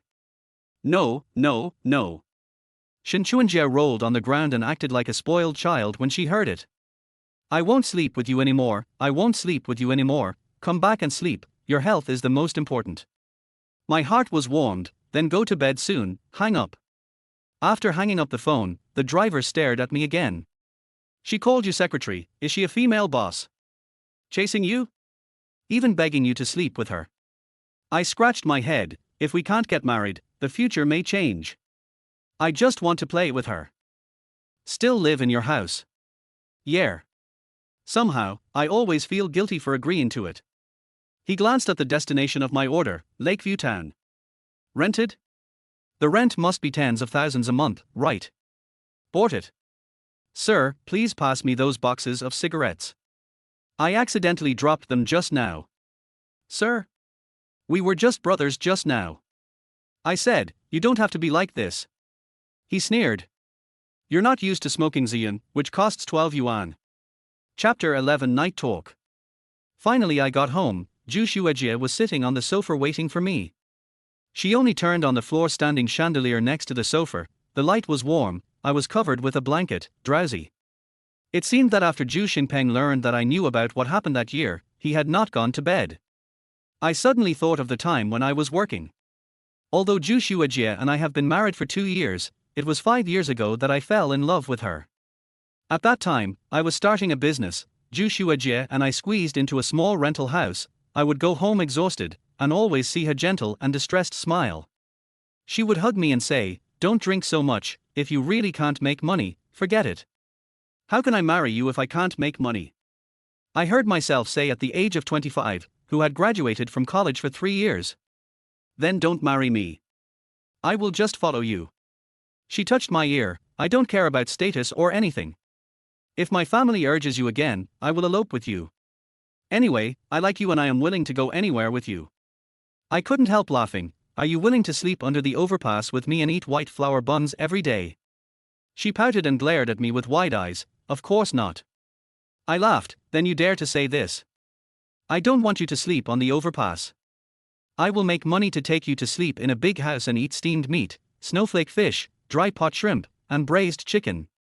Her soft eyes were very serious and she looked at me and said, "Mr. Chen, don't be so tired and don't take so many responsibilities on yourself.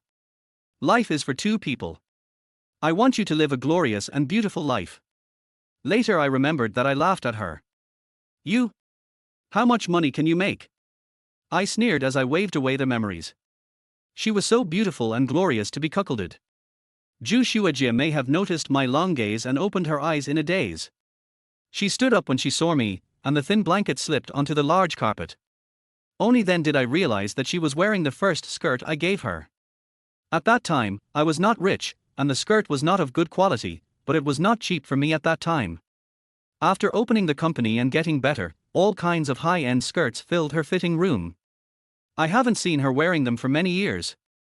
I was a little dazed for a moment, listening to her. "Mr. Chen, I'm sorry." I raised my eyebrows. "Sorry for what?" "I was unfaithful." I asked, "Inner infidelity or physical infidelity?" I heard her trembling voice say, "Both." "Only unfaithfulness." "Only unfaithfulness." "You're still lying to me." "She obviously still wants my money and my life." Zhu Xuejie collapsed and sat on the ground. If she hadn't been close to the sofa, she would have collapsed. She knew that I knew their plan to kill me. She said, "Mr. Chen, you don't know that people who are forgotten by time can't stand seeing each other again." I didn't expect that he would come to the class reunion. He is my first man. He briefly pulled me out of the quagmire of the Zhu family and let me know what it feels like to be loved. I can't forget it. Mr. Chen, I can't forget it. I didn't want your money. I just wanted to follow him. Mr. Chen, I'm sorry. My body trembled violently, and then little by little, it calmed down. It's really strange. I was so angry the last second, but now I feel it's no big deal. To avoid being hurt, you have to admit that others don't love you. I asked, "Have you ever loved me in our 5 years?" She looked at me. At this moment, it seemed that there was something in her eyes that wanted to burst out like a flood. But the next second, this strange look disappeared in an instant, and she said to me, "I never loved. Then you said that running away with me and going anywhere with me were all false." "Yes, I want to go to a place where no one can find me, but it doesn't mean I really love you." After she finished speaking, she grabbed my trouser leg and said, "Mr. Chen, I only ask you to let me go for the sake of our 5 years." "Let you go? Where?" "Find a place to be a cheap labor force, and then wait for Wang Chao to be released from prison in 3 years." She smiled miserably. "Don't talk about the future, talk about the present, Mr. Chen, divorce me." My mind suddenly thought of the year when I faced a major blow in my career and was almost at the end of the road. She quietly replaced my wine with water, and sat next to me to coax me and cheated the cigarette in my hand. She said, "Mr. Chen, what's wrong with you? Marry me."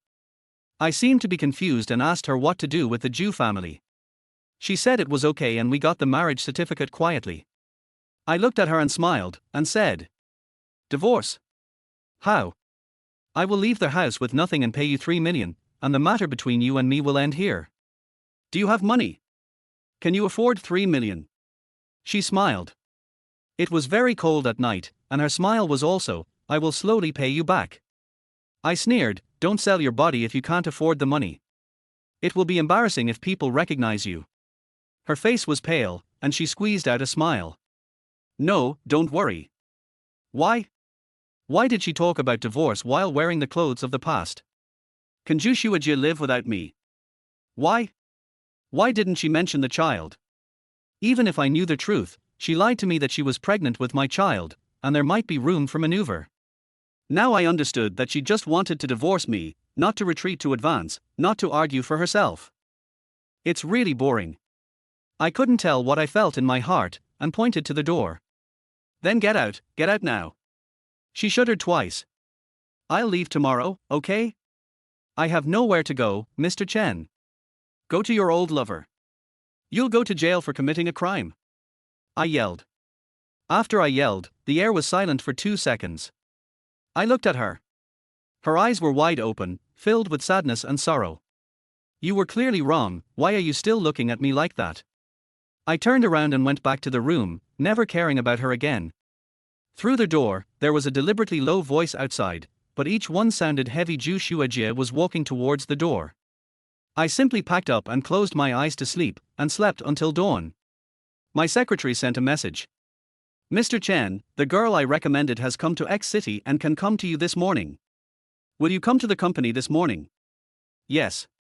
After notifying him, I got up, brushed my teeth, and opened the door. Joshua Jie was gone. I walked into the room she moved to later. Almost none of her things were taken away. All her clothes and branded bags were still there. My heart was calm. No matter how good or bad things happened to her, I would not react. At this time, I thought of Shinchuan Jiao. Her room door was still tightly closed and looked quiet. I thought something was wrong. Logically, she should have slept enough. How come she didn't wake up when I woke up? I knocked on the door but she didn't respond. I quickly found the spare key and opened her room door. She slept badly, lying on the bed with the quilt covering her carelessly. There was no spring light. I was about to close the door for her and leave. Chapter 12 Secretary. Suddenly, I saw that the mobile phone in her hand was still glowing. Pretending to sleep.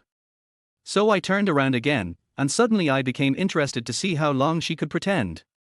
When I approached, I was stunned. Her phone was still on the chat page with me, and there was a line of unsent draft on the keyboard. What happened? Are you okay? It turned out that she didn't sleep when Joshua Jie and I had a showdown last night. What happened next? What happened after I fell asleep? I set my phone to sleep-free mode. Who knows how long she spent looking at the chat box and deleting and reducing. At this time, Shinchuan Jiao turned over in a daze.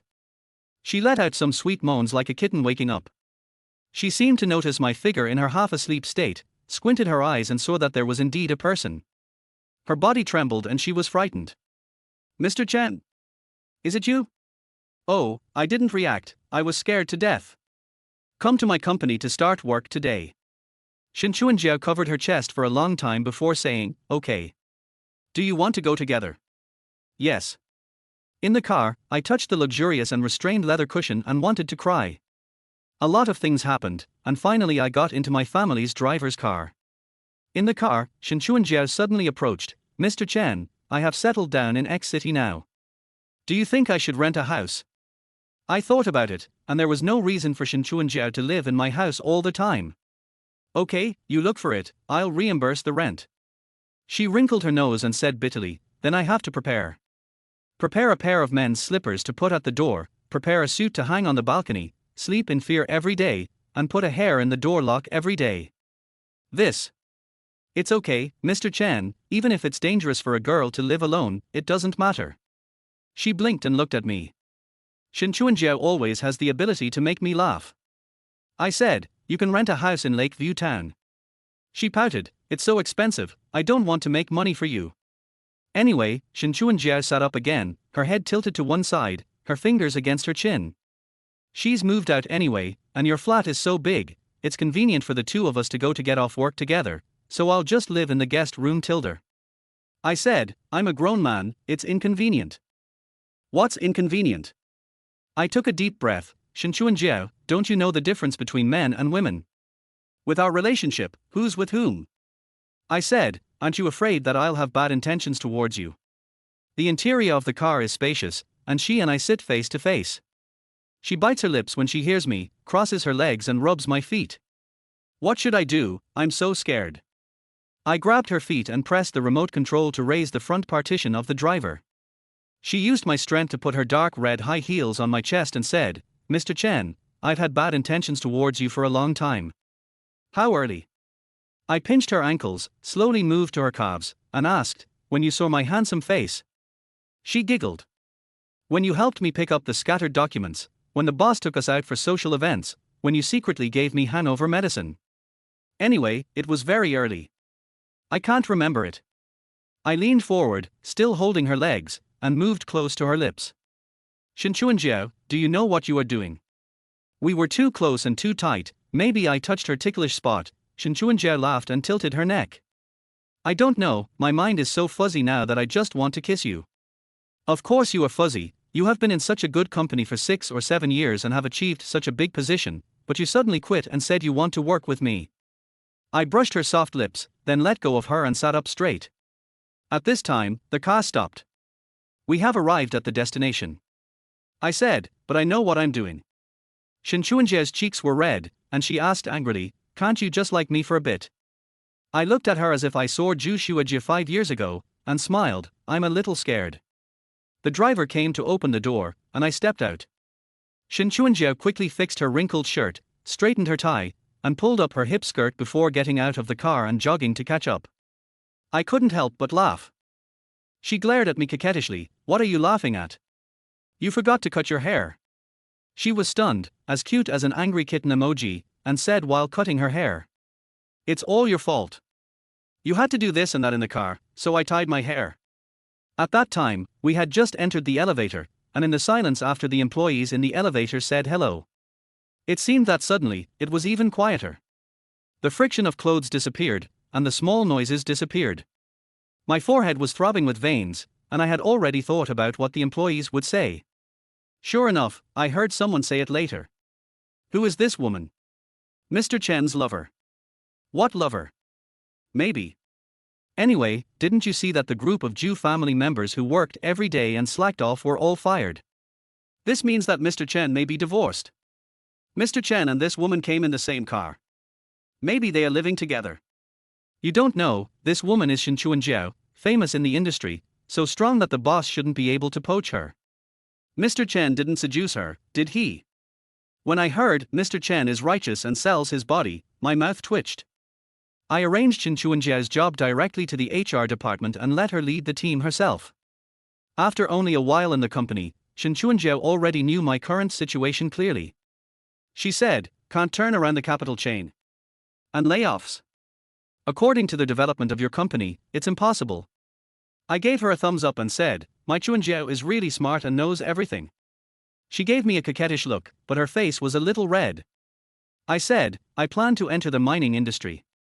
Wang Chao wants me to die, but after 3 years, he can continue to live comfortably and well. I don't want to.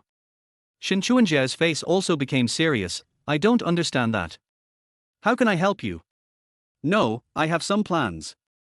After that, my secretary who was about to resign came over and said, Mr. Chen, the girl is here. Is it convenient for you to see her now? I agreed and got up and left. Behind me, Shin Chuanjiao stared at my secretary and asked, what girl? I walked away. When I went to the interview room, a young girl stood in the middle with a little restraint. She had a low ponytail tied neither too tight nor too loose, and wore a pair of round glasses. Her face was still a little chubby, and her skin was white and pink. She looked very well behaved and young. Will he not push an underage girl to me? I asked, how old is she? Hearing my voice, she turned around and said, 22 years old, just graduated from college. Hello, Mr. Chen, my name is Bai Weiwei. I said, do you have any work experience? This is not a place where you can just sit around and get experience. Although you are recommended by an acquaintance, you must have solid skills yourself. Yes. She looked at me. Chapter 13 by Weiwei. When I was 8 years old, I was herding cattle in my hometown. Everyone knew that I was hardworking and able to endure hardships. Any cattle that passed through my hands would become fat and strong. I started school at the age of 13. I washed dishes for others while studying. However, the county had strict regulations and did not allow child labor. I only worked secretly for 2 months. My boss did not pay me. I decided to study law at that time. I also have all the necessary documents. If you hire me, you can save the money for legal counsel. Later, because of the salary issue, I really couldn't eat. I thought if I couldn't eat, he wouldn't be able to eat either, so I made a big fuss. I met your secretary, received financial support, stopped working, and went to college. I didn't have any work experience in college because I received scholarships and prize money from various competitions every year. She looked straight into my eyes, her ambition hidden behind her glasses. She said, "I have great potential, Mr. Chen. If you are short of someone, why not hire me and give it a try?" This ambition seems to be exactly the same as when I was looking for a job 8 years ago. I asked, "Where are your parents?" She said, "I don't have any parents." I was stunned. I never saw my parents since I was a child. My grandmother took care of me until I was 8 and then she died. I later ate at various homes, wherever I worked I ate. Mr. Chen may not know how orphans in the countryside grow up. I said, "I know. I don't have parents either." Seeing her stunned, I added, "I don't have a grandmother yet. I can't even eat at other people's houses, probably because my parents are unpopular. Everyone avoids me like the plague. I don't even know how I got through my childhood.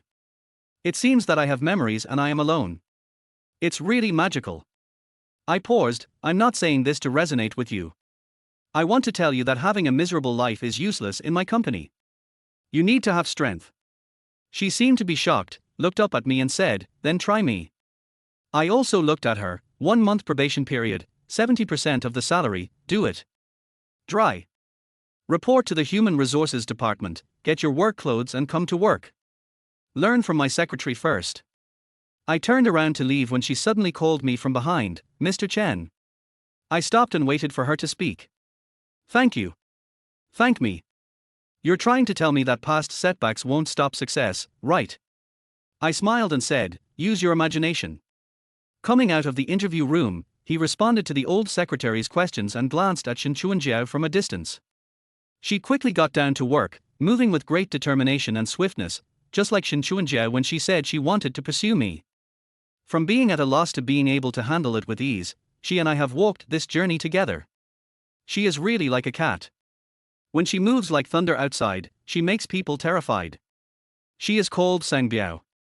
Only sometimes, she would show her soft belly to people, stick close to people and act coquettishly, and then say, "Mr. Chen, just call me Mimi." My heart trembled and I quickly dismissed this horrifying image. Just then, my cell phone vibrated. I looked at the sender and thought for 2 seconds before I realized that it was Officer N. She said succinctly, "And Yushan, can we meet?" I also put it briefly, "It's inconvenient. It's not like I have nothing to do." After a while, a 2,000 yuan transfer came in, and she said, "Can you take a day off?" He didn't even use his power to pressure people. I immediately responded, "Okay, where shall we meet? Send me the location and I'll pick you up."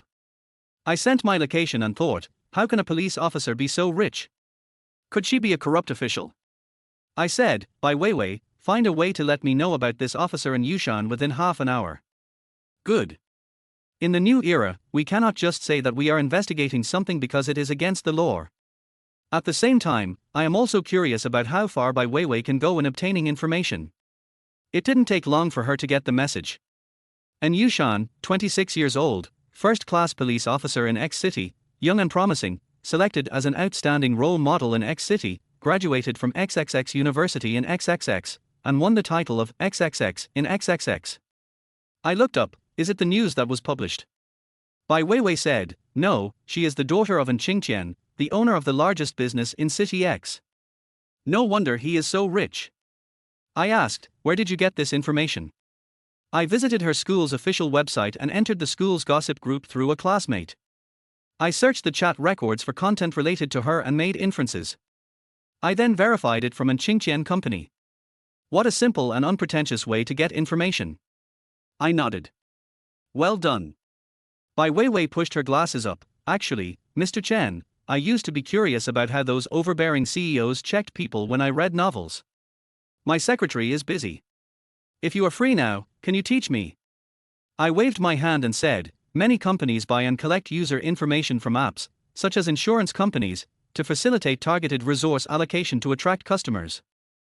Others are simply very powerful and know almost everyone in the local area. It's not difficult to just make a phone call and ask something. Of course, the first rule of our company is to obey the law. Don't even think about that. Your idea is very smart. Bai Weiwei, hash. She nodded like a chick pecking at rice to show that she accepted the instruction. I found her to be a very cute girl, even a little silly. Only during the interview did she reveal her ambitious desire. At the same time, my cell phone rang. I picked up the phone and heard a cool and elegant voice, I'm in Yushan. I'm here. I walked downstairs to the company building and saw a convertible low-floor sports car parked under the office building, attracting a lot of attention. I drove up the driveway. Hello, Mr. Chen. And Yushan looks very similar to the photo. When I first saw the photo, I thought it was a little girl who loved beauty and photoshopped it to be pretty. It can be said that she is more beautiful in real life than in the photo. She has neat short hair, heroic features, and the teardrop mole under her eye only adds to her cold air. She turned to me and said, in an instant, very heroic, hello, do you work here? From what she said, it was obvious that she hadn't read my information. Yes, what matters to her is the person she is tracking, and I just play a supporting role. Yes, aren't we being too high profile? I pointed to her car. Seeing me getting on the bus, many employees who were out of the company looked at me sideways. No, she said in a cold voice. Then I stepped on the accelerator and felt a strong push on my back. I felt as if the wind had condensed into substance and squeezed me into the seat. Scary. This woman is so wild. I subconsciously grabbed it, but it was soft. Before I could react, I pinched it. When I looked down, I just felt extremely embarrassed. My wheat-colored hands were placed on Enyushin's white legs. I quickly let go. She glanced at me, and her eyes seemed to say, another stinky man. She said in a businesslike tone, Mr. Chen, keep your hands to yourself.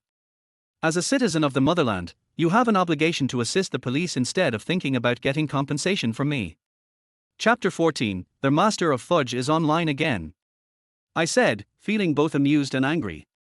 As a people's policeman, you are supposed to serve the people. I haven't even said anything yet, but you are so fierce. How can you be a people's policeman? She slammed on the brakes. A strong feeling of weightlessness came over me, and I felt as if I was about to fly out. My head suddenly tilted forward and almost hit the front. At this moment, I lost all my anchors except the safety belt. I felt like a duckweed floating in the wind, but was restrained by the surface tension of the water and could not swim into the sky. All I could hear was the whistling wind and the friction sound of the seat belt being pulled quickly.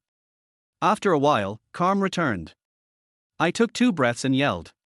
Crazy woman, you're going to shake me to death. Get off. I just said a few words to you, is it that serious? She also took 2 breaths and said, sorry, I mean, we're at the cafe, let's talk here, please get off the car. I unbuckled my seatbelt and muttered, what the hell? Wait. She said suddenly. I didn't understand what was going on, so I just watched her unbuckle her seatbelt, get out of the car, open the door and then close it again. The car door opened with a bang and she was already walking towards me. And Yushan helped me open the car door. She forced a stiff smile out of her stiff face, get out of the car. Unbelievable. This crazy woman, I thought she was too cold to laugh. I said, it's better not to laugh. It's uglier than crying. And Yushan was stunned, and I felt her whole body pause, as if she was about to scold me, but she held back and didn't say a word. What happened? Because I said, how can you be a policeman if you are so fierce? I looked at her and said tentatively, actually, you are 4 years younger than me. How do you know? Officer, and you can find out by just searching online. I don't know if it was an illusion, but she seemed to feel a little better after hearing what I said. She asked me, so what do you want to say? I said, well, how about you call me brother? The people's police should get along well with the masses. She suddenly turned and looked at me. The look was so sharp that I couldn't help but shrink my head. I quickly changed the subject and said, "Let's get down to business. What do you want to know from me today?" She endured it for a while, and then said, "Brother, I want to know about Miao Dandeng." I was stunned. This crazy woman actually screamed. People's police is her keyword. Yes, as the daughter of a big businessman, she became a police officer instead of inheriting the family business. She must be very passionate about it. From this we can see that she has always been well protected by her family. When I said that, she actually screamed, arguing for a meaningless title. At the age of 26, she was as innocent as an 18-year-old. She has a cold and ruthless face, but her heart is simple and naive. I suddenly thought of Bai Weiwei, who is at the age of clear stupidity and looks obedient and silly, but she has already been struggling in this society for many years. She is young and ambitious. The contrast between the two people was unexpected. And Yushan ordered 2 cups of coffee and some dessert, sat down with me near the huge French window, and got straight to the point. Did Miao Dandeng reveal that he had other accomplices that night? I thought about it and said, "It's not disclosed. I don't know whether it is there or not." I thought carefully about the conversation with Miao Dandeng and found that it was really irrelevant. I felt that he had no accomplices, but it was just a feeling. I feel like in Yueshan's case has reached a bottleneck. I asked, "You asked about his accomplice because Miao Dandeng was too hard to find. You suspected he had an accomplice and wanted to start with the accomplice to increase the impact of the case." I whispered to myself, "Go search the Wang family's assets." Of course I can't say that, I can't explain it clearly. And Yushan pinched his forehead, "Yes." And Yushan carefully looked through my notes from that day and said, "You said, you asked him to leave quickly and you stayed to negotiate with the police to buy time for him." "Yes, what's wrong?" She suddenly raised her head, her eyes suddenly brightened. "If he doesn't have an accomplice, then make one up. If he knows you haven't been caught, he will definitely find a way to find you. After all," and Yushan said, "you are my recognized 4th brother." My forehead was throbbing. How can I let him know? He is hiding now and won't show up easily, right? And Yushan laid out several blurry surveillance photos of the dark street at that time and analyzed them clearly. He will expose himself and come to you to avenge his elder brother, 2nd brother, and 3rd brother. He will definitely take a huge risk to come to you because of your deception. I interrupted her, "Don't worry, not only is he taking risks, I'm just dancing on the edge of a knife. I'm not the Little Mermaid." And Yushan looked into my eyes, his cold face serious and earnest. "I will live in your house and protect you closely." 2 black lines appeared on my head. Get along with the masses. Match with the masses. What kind of fight? Nothing, I asked. How much do you like this job? Is it necessary to do this to be in the same room with a grown man? She was stunned. How do you know I like this job? Hash. I was speechless. Okay, people's police, come if you want. Then I raised my eyes and looked directly into hers, and said word by word, "But, I have a request." "What request?" And Yushan said with his neck stiff, looking as if he was ready to die for justice. I am speechless. This is still too dangerous for me. You are always away, such as sleeping at night or peeing during the day. So, Miao Dandeng must not be told that I deceived him, but I can come forward and hint to him that he can come to me and I will help him. When she heard the first half of my sentence, and Yueshan's face changed, as if she was really thinking about whether she should also make sacrifices in sleeping and toileting. When she heard the second half, she understood and nodded at me, "Okay. How do you give him a hint?" I saw that she clearly had her own ideas, but she still asked me this. "Are you admitting that I'm extremely smart?" I said, "I released a police video, which basically showed that I was arrested as Miao Dandeng, but I quickly proved through some facts that I am not Miao Dandeng and have no relationship with him or any dealings with him." And Yushan was very efficient. He took me to the police station on the spot, took a video of me in a serious manner, and even blurred my eyes. But Miao Dandeng was able to recognize it was me. In the video, I distanced myself from Miao Dandeng and said, "I really don't know Miao Dandeng, you don't have to arrest me. I am an orphan, and the only brother I can consider is a man named Bamian from the orphanage. I still remember that he loved to follow me and call me 4th brother. But we have been separated for many years, and now I am relatively wealthy. I hope to take this opportunity to let him see that, brother, as long as you come to me, I have the ability to help you go home. The policeman asked coldly, go home? I coughed twice. No, we orphans all hope to find family members, whether they recognize them or not, want to see what home is like. Chapter 15 Divorce. Oh. The policeman said suspiciously. Crack. The video ends here. After recording the video, Anyushan frowned and asked, who would believe something that looks fake at first glance? And the hint is too obvious. If you don't know, you might think the police station was hacked and posted a spoof video. I patted her shoulder and said, to solve the domestic people's confusion, it's up to you to ask the writers of the text commentary to write better. For example, enforcement with compassion, arrested the wrong person. The ex-city police station shows the warmth of law enforcement, searching for his brother across thousands of miles. Anyway, they know how to handle this matter. As for whether he believes it or not, anyway, if you believe me, as long as he understands the hint, he will definitely believe it. She is about 1.7 meters tall and slender, but still slightly shorter than me. Our eyes met, and when she solemnly said that she believed me, her eyes flashed and she opened her hand on my shoulder. I was stunned. Why did you hit my hand? How can a people's policeman treat ordinary people like this? Anyushan turned around and walked away quickly. I'm sorry. I heard someone greet her, senior sister, why are you, red-blooded? It's amazing that such a cold and ruthless queen can be shy. I got into her supercar again and went to the company. She seemed to have thought about it all the way, and finally couldn't help asking, how can you be sure that he will believe it? I looked straight ahead and chatted. I don't know when I started to be so disgusted.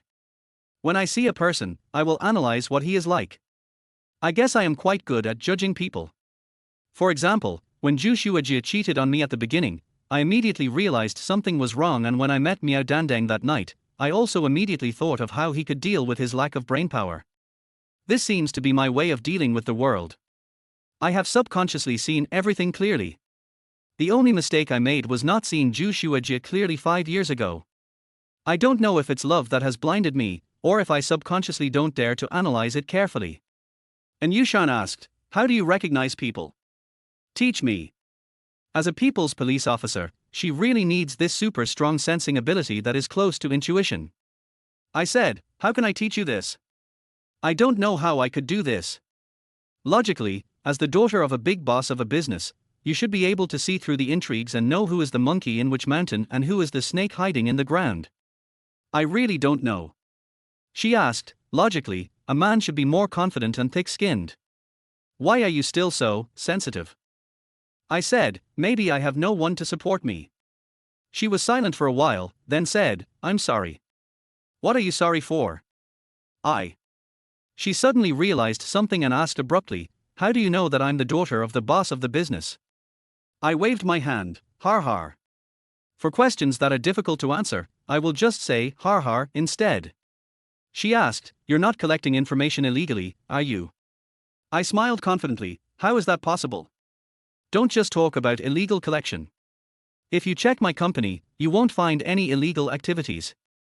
She was stunned for a moment and said, you run a company. The company you work for, is it run by you? Yeah, what's wrong? Anyushan said, nothing. You don't secretly think I'm awesome, do you? Anyushan slammed on the brakes again. This familiar feeling of loss of control. I yelled, is it that serious? People's police.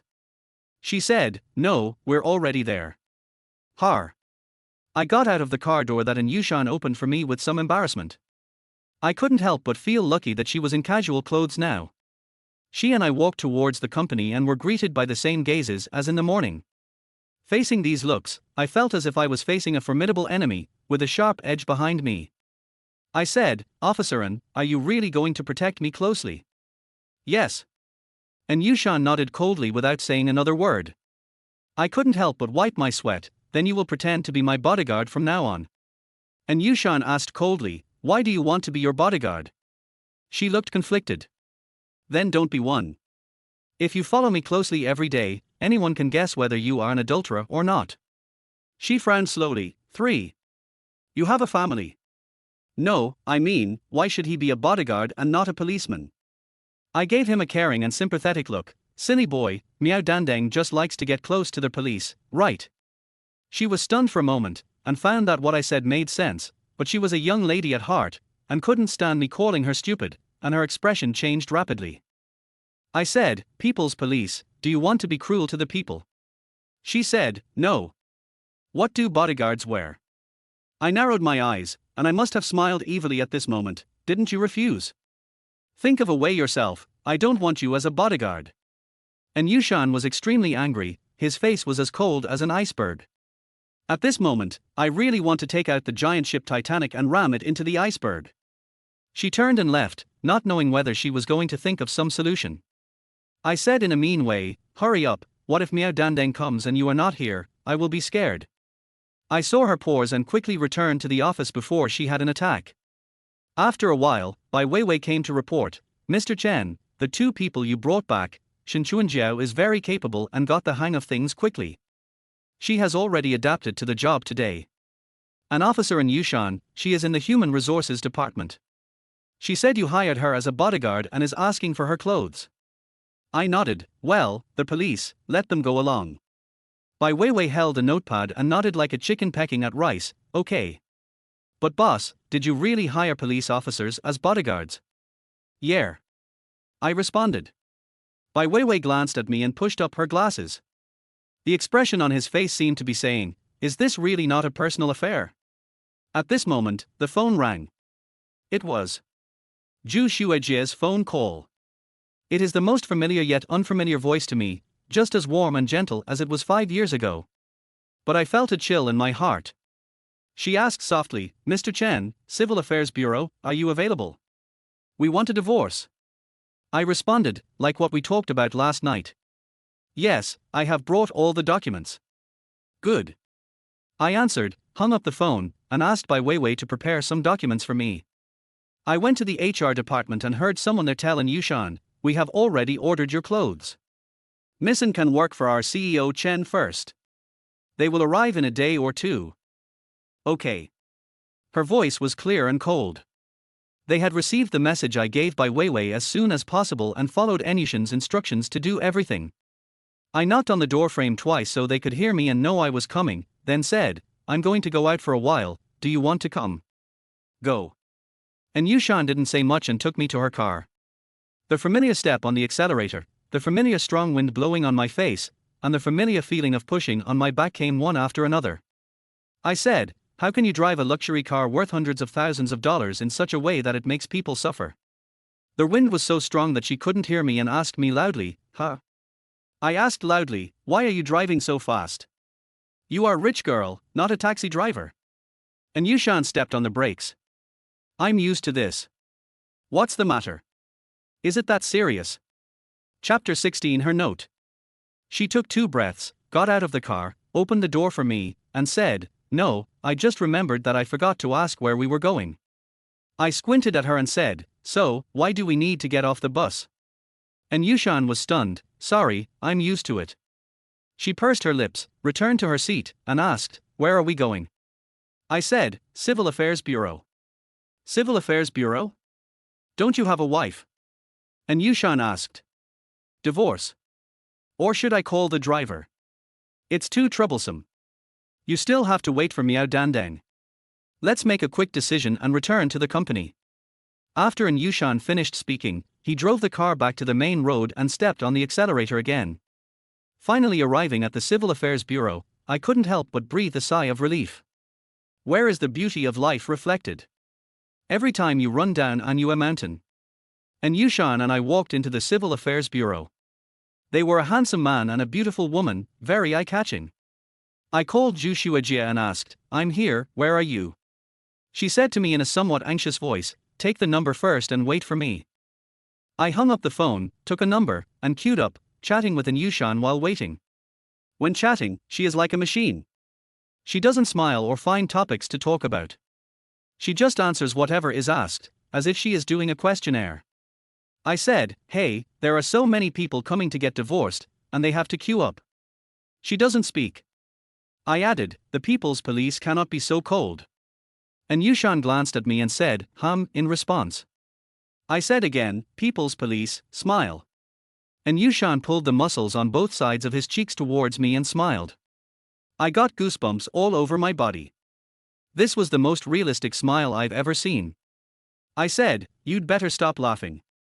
She looked at me, her face full of speechlessness. The waiting room was almost full of cold couples. And Yushan and I were the only ones chatting casually.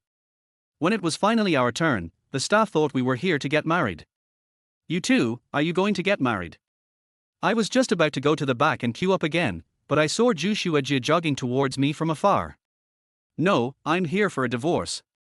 The staff member was stunned, looked at me and then at Enyushin, and couldn't feel that step, so he opened his mouth to persuade. "Have you two decided? A day of marriage is 100 days of grace, and 100 days of marriage is as deep as the sea." The corner of my mouth twitched. "I'm not divorcing her." The staff were puzzled. At this time, Ju Shuejie finally arrived. She took a few breaths, sat on the chair next to me, and took out all the documents from her bag.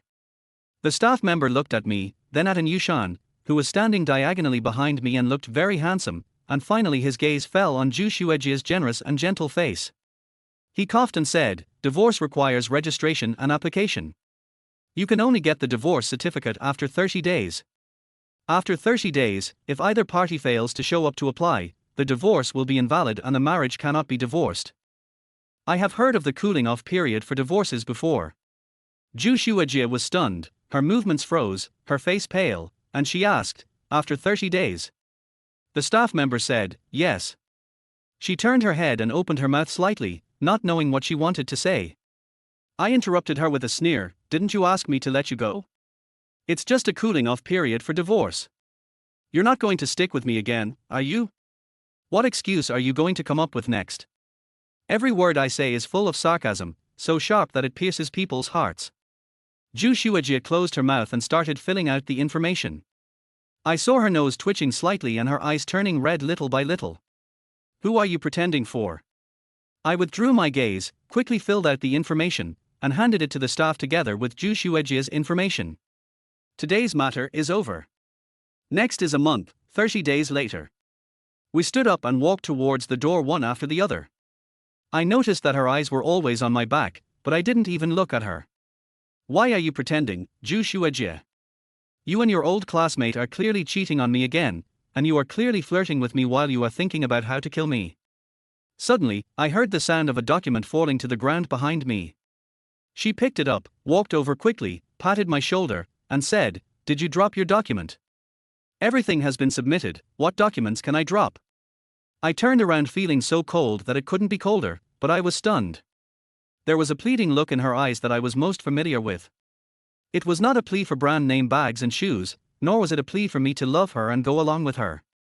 It was a plea that stopped me when I was smoking and drinking, a plea that told me to take care of myself, and a plea that said, "Mr. Chen, you have to be happy." I was distracted for a moment, and she had already stuffed the thing into my hand and left quickly. I put the two A4 papers away unnoticed and acted as if nothing had happened.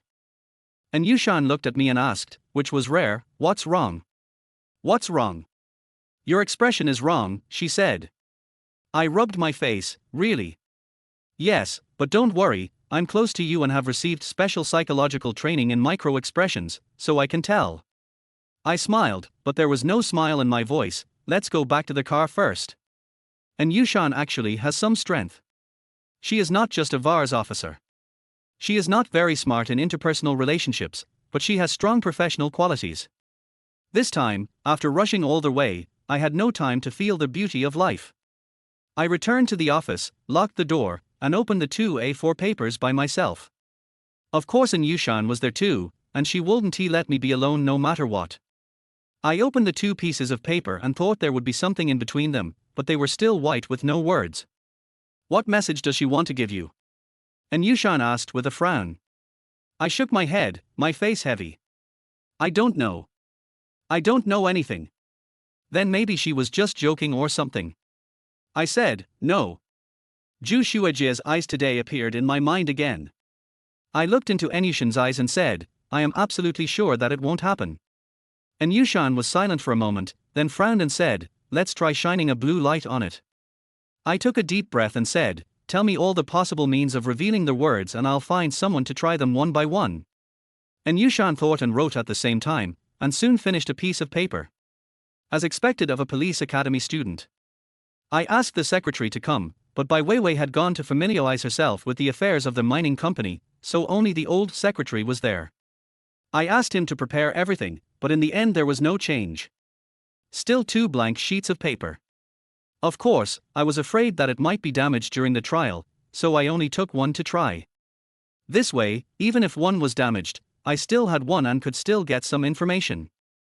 After trying the last one, and Yushan took a deep breath and said, "According to what you said, Miss Ju is an ordinary person. The most convenient and unpopular thing that is not easy to be known by others is this. Soak it in this water and the words will appear. This is the last possibility." We soaked white paper in special chemical liquid, but still nothing happened. Is this really a joke? Chapter 17. Stay away. But, why does she look like that? I sat on the ground, holding up the wet paper, and suddenly saw the one that had been placed next to it and had never been touched. My mood was a mess of twine, and I didn't know what I was doing. I picked up the paper and pressed it on the wet paper. Then throw them aside, press your brows together and close your eyes. To be honest, do I still have feelings for Ju Shuajie? No. Some are just memories and bits and pieces of the past. After all, 5 years has passed, so it always feels a bit heavy. But I think, how can a person who can't even control his own emotions achieve anything great? And Yushan suddenly said, "Mr. Chen. What's wrong?" I asked in annoyance. "The paper has writing on it." And Yushan looked like he had discovered a treasure, and his cold eyes revealed a strong curiosity. Maybe this is a new method for her, worth studying and exploring. But for me, I took the paper out of the potion and held it in my hand, and the words on it became clearer little by little. Be careful, Bai Weiwei. There are only 5 words and 1 punctuation mark. Be careful, Bai Weiwei. She even added an exclamation mark. Ju Shuajie is a very gentle woman. She always speaks softly and will not speak loudly to others unless it is really an emergency. My heart skipped a beat and beads of sweat appeared on my back. Before I could process this information, a detail that I had overlooked popped up in my mind. First, the information she covered with 2 pieces of paper was a means that even Yushan was curious about and attracted by. Ju Shuajie is a student who graduated from an ordinary university in X city. I kept her in a greenhouse like a flower and even didn't let her do housework. How could she do such a thing? Bai Weiwei had only come to the company in the past 2 days. How did she know Bai Weiwei? Why be careful of Bai Weiwei? Why did your ex-wife remind you to be careful of Bai Weiwei? And Yushan woke up from his deep thoughts and noticed the words appearing on the paper and asked. I gritted my teeth and said, "How should I know?" Just at this moment, there was a knock on the door. Bai Weiwei's voice came, "Mr. Chen, are you there?" And Yushan and I looked at each other. First of all, Bai Weiwei couldn't know about this.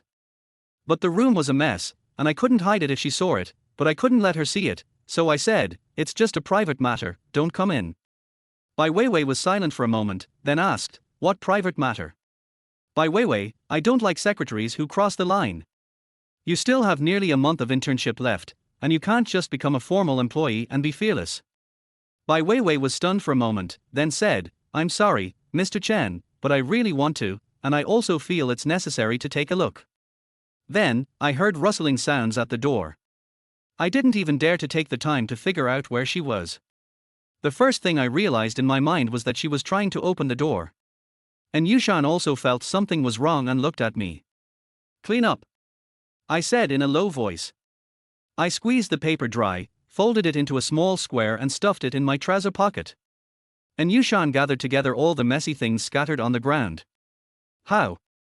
She was referring to how to deal with this pile of things, because these things are concentrated here, and people who understand can tell at a glance what our purpose is, especially the suspicious Ju Shuajie who reminded the suspicious Bai Weiwei. What will happen to her and Ju Shuajie at that time is unknown. But I couldn't care less about that. It was too late for anything else. My thick bulletproof door suddenly opened with a click. I pulled an Yushan over and put my legs between her legs, so that her back was pressed tightly against my chest. I said, "Here's how." I pulled her here with the strength of an adult man. And Yushan reacted little by little, his body stiffened, like a stiff Barbie doll that needed someone to manipulate it before it would move.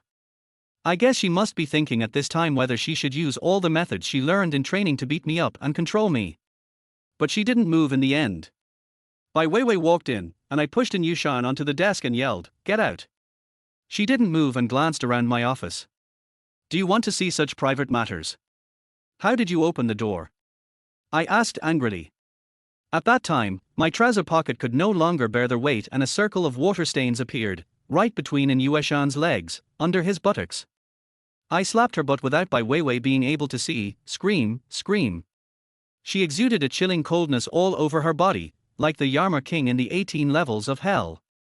I said, "Please, Officer and Yushan, Missin, the People's Police, can you help me? Just treat it as serving the people, okay?" And Yushan whispered, "No. No, 26-year-old officer, and you wouldn't have never seen a movie at this age, right?" I said, "Then close your eyes, raise your head, stretch your neck and take a breath." We all knew that the situation was urgent, and Yushan was the most aware of the overall situation. He was silent for 2 seconds and did as I said. We both spoke very quickly, and everything happened in a flash. At that time, the office was drawn with heavy light-blocking curtains, and the light was dim. A ray of sunlight shone through the 2 curtains, hitting her outstretched neck and half of her face, and then shining from her collarbone to half of her body, and finally making the wet spot on my pants shine with golden light. And Yushan was so beautiful like this that I was stunned. Just like the sunrise over the 1,000-foot-high snow mountain, the most sacred and inviolable iceberg snow lotus melts away the coldness that keeps people away from it for thousands of miles. Bai Weiwei saw this scene and quickly lowered her head and said, "I'm sorry, Mr. Chen, the door is broken and I didn't mean to come in. I was trying to make a joke, but it bounced off when I pushed it. I didn't expect that. Sorry. Get out of here now," I yelled. Bai Weiwei hurriedly left and closed the door. I heard the door click, and after a long time I heard footsteps fading away. I finally breathed a sigh of relief, feeling relieved. Judging from her final serious explanation, she probably didn't see anything. Even though there were a lot of things, she couldn't get close to see them clearly. Fortunately, before we did this, I pulled up the curtains of the floor-to-ceiling windows, and the whole office was extremely dark. And Yushan said, "Why don't you let go?" I was stunned for a moment and quickly let go of his hand. And Yushan took 2 steps forward, lowered his head and silently adjusted his clothes that I had messed up. I scratched my head and said, "Customization is too slow. I'll take you to have it made in the evening for a little extra money. I mean the bodyguard uniform." And Yushan didn't say anything. I feel a little sorry for her. She has a passion for the police profession, but she is also a woman. And today I am using this to force her to make such an embarrassing sacrifice. I apologized to her in my heart and quickly took the paper out of my pants, but the words on it had disappeared, as if there was not enough potion. And Yushan stood over and looked. Seeing that the handwriting had disappeared, he took the paper and scooped some water from the basin and sprinkled it on the paper. Sure enough, the handwriting reappeared. Chapter 18, The Trick. Her face was as cold as before, but her eyes were full of energy. She looked up at me and said, "Mr. Chen, can you let me study this?" At the end, he added, "Although this matter is very suspicious, don't worry, I will protect you no matter what. It's just that we can't file a case now. I can only help you in this matter in my private capacity." I said, "And Yushan?" Thank you." She was stunned when she heard this, as if she didn't expect me to say that, because from the time I met her until now, I seemed to have always played the role of making her unhappy. She lowered her eyes, her long eyelashes casting a shadow, and she said, as usual. "You are such a good policeman." She looked up at me and said, "Thank you." I smiled and said, "He's also a good friend." "Friends?" she asked in surprise. "You are willing to help me, which makes you a friend in my opinion. Why, you are not happy about it?" She was not happy, so I smiled and said, "Okay, forget it." I didn't have any other thoughts, I just felt that she was just like a child, with a simple mind and a little naive. In the adult world, acquaintances can be called friends. No. And Yushan said, "I mean we are friends." I was stunned for a moment, and subconsciously said, "If you just say like this, it will be misunderstood." She said, "I'm sorry, I haven't made any friends." I was silent, and suddenly thought of Yushan's identity. Born in such a merchant family, she must have been surrounded by people with bad intentions since she was a child. Since she was protected so well, she must have been strictly restricted from making friends. Thinking about it this way, she and I are really two different types of people, because I am involved with all kinds of people and drink all kinds of alcohol. Because I was at a low point, with uphill roads all around me, I was barefoot early on. I can say in 4 words that there were no taboos along the way, year after year. When I think of this, I think of the ambitious Bai Weiwei. She had a tragic experience not too different from mine, and there was the same unwillingness in her eyes as I did back then. Did she approach me on purpose? This would explain Zhu Xuejie's reminder, be careful of Bai Weiwei. But how did Zhu Xuejie know her? Could it be that she was approaching me on purpose? I shuddered and felt goosebumps all over my body. It seemed as if there were pairs of eyes staring at me from behind and above my head. How could I have such a horrible thought? Later, I smiled at An Yushan and put the incident aside. I called my old secretary Lian, who was going back to his hometown with his wife to build his hometown. He was 51 years old, not tall, a little fat, very experienced in handling affairs, and as round and decent as everyone else. When I was a rookie, he was also being bullied by his boss, so I said, "Brother, why don't you come with me?" He asked me jokingly, "You have nothing, how can you hire me?" I said, "I will give myself 5 years, and after 5 years I, Chen, will definitely become a successful person." He laughed, "It's good to be young." I looked at him and said, "Brother, life can save you a few more years of youth, why not take a gamble and be young for once?" He rubbed his round head and said, "You've made me excited. So, let's bet." Of course, I was drunk. At that time, a man of his age could only become a passionate young man after drinking, and only then could he put aside the pros and cons and focus on brotherhood, and bet his bright future on my starting from scratch. Of course, his situation at that time did not have a bright future. S arrival made me successful and also brought new vitality to his own life. He won the bet. I calmed down and asked, "Brother Li, didn't Bai Weiwei go to the mining company to get familiar with it? Why did she come back suddenly?" "I don't know. He didn't even say hello to me and just came here in a hurry." Lian touched his head. After many years, Ang Li now has no hair on his head. I said, "In a hurry?" "Yes, she ran straight to your office as if she had received some news." "Didn't you call her?" My heart was filled with turmoil. "When did she arrive at the company?" "Probably 5 o'clock in the afternoon." Lian replied. "Arrive at 5 in the afternoon. The company here is an hour away from the suburban mining company, so she received the news at 4 o'clock, and that time was almost the time when I received Zhu Xuejie's paper and came out of the Civil Affairs Bureau. If they are a group that deliberately wants to get close to me, then I suspect Zhu Xuejie is conveying some message to me." Har har, I laughed dryly, maybe I called out and forgot. I then asked about Bai Weiwei's situation, and what she said corroborated each other and was almost the same. I chose to conceal the difference between Lian and Bai Weiwei because I always felt that this matter was not a small matter, and it was more complicated than the kidnapping of children and the manipulation of evidence that I had seen in the circle before. Secondly, this kind of thing can't even be filed. I really don't want people to believe me when I say this. I hope that Lian will reveal this to the public and everyone will think I'm crazy. In short, we shouldn't alarm the enemy just because we see a little bit of evidence. How does the saying go? When you see a cockroach, it means that in the invisible shadows of your home there are already cockroach descendants who will become emperors for eternity. Besides, Zhu Xuejie and I met 5 years ago when I started my own business. 5 whole years. If my guess is correct, then why did they do this? Why didn't they hurt me in 5 years? In the past 5 years, only Wang Chao. So is Wang Chao one of their people?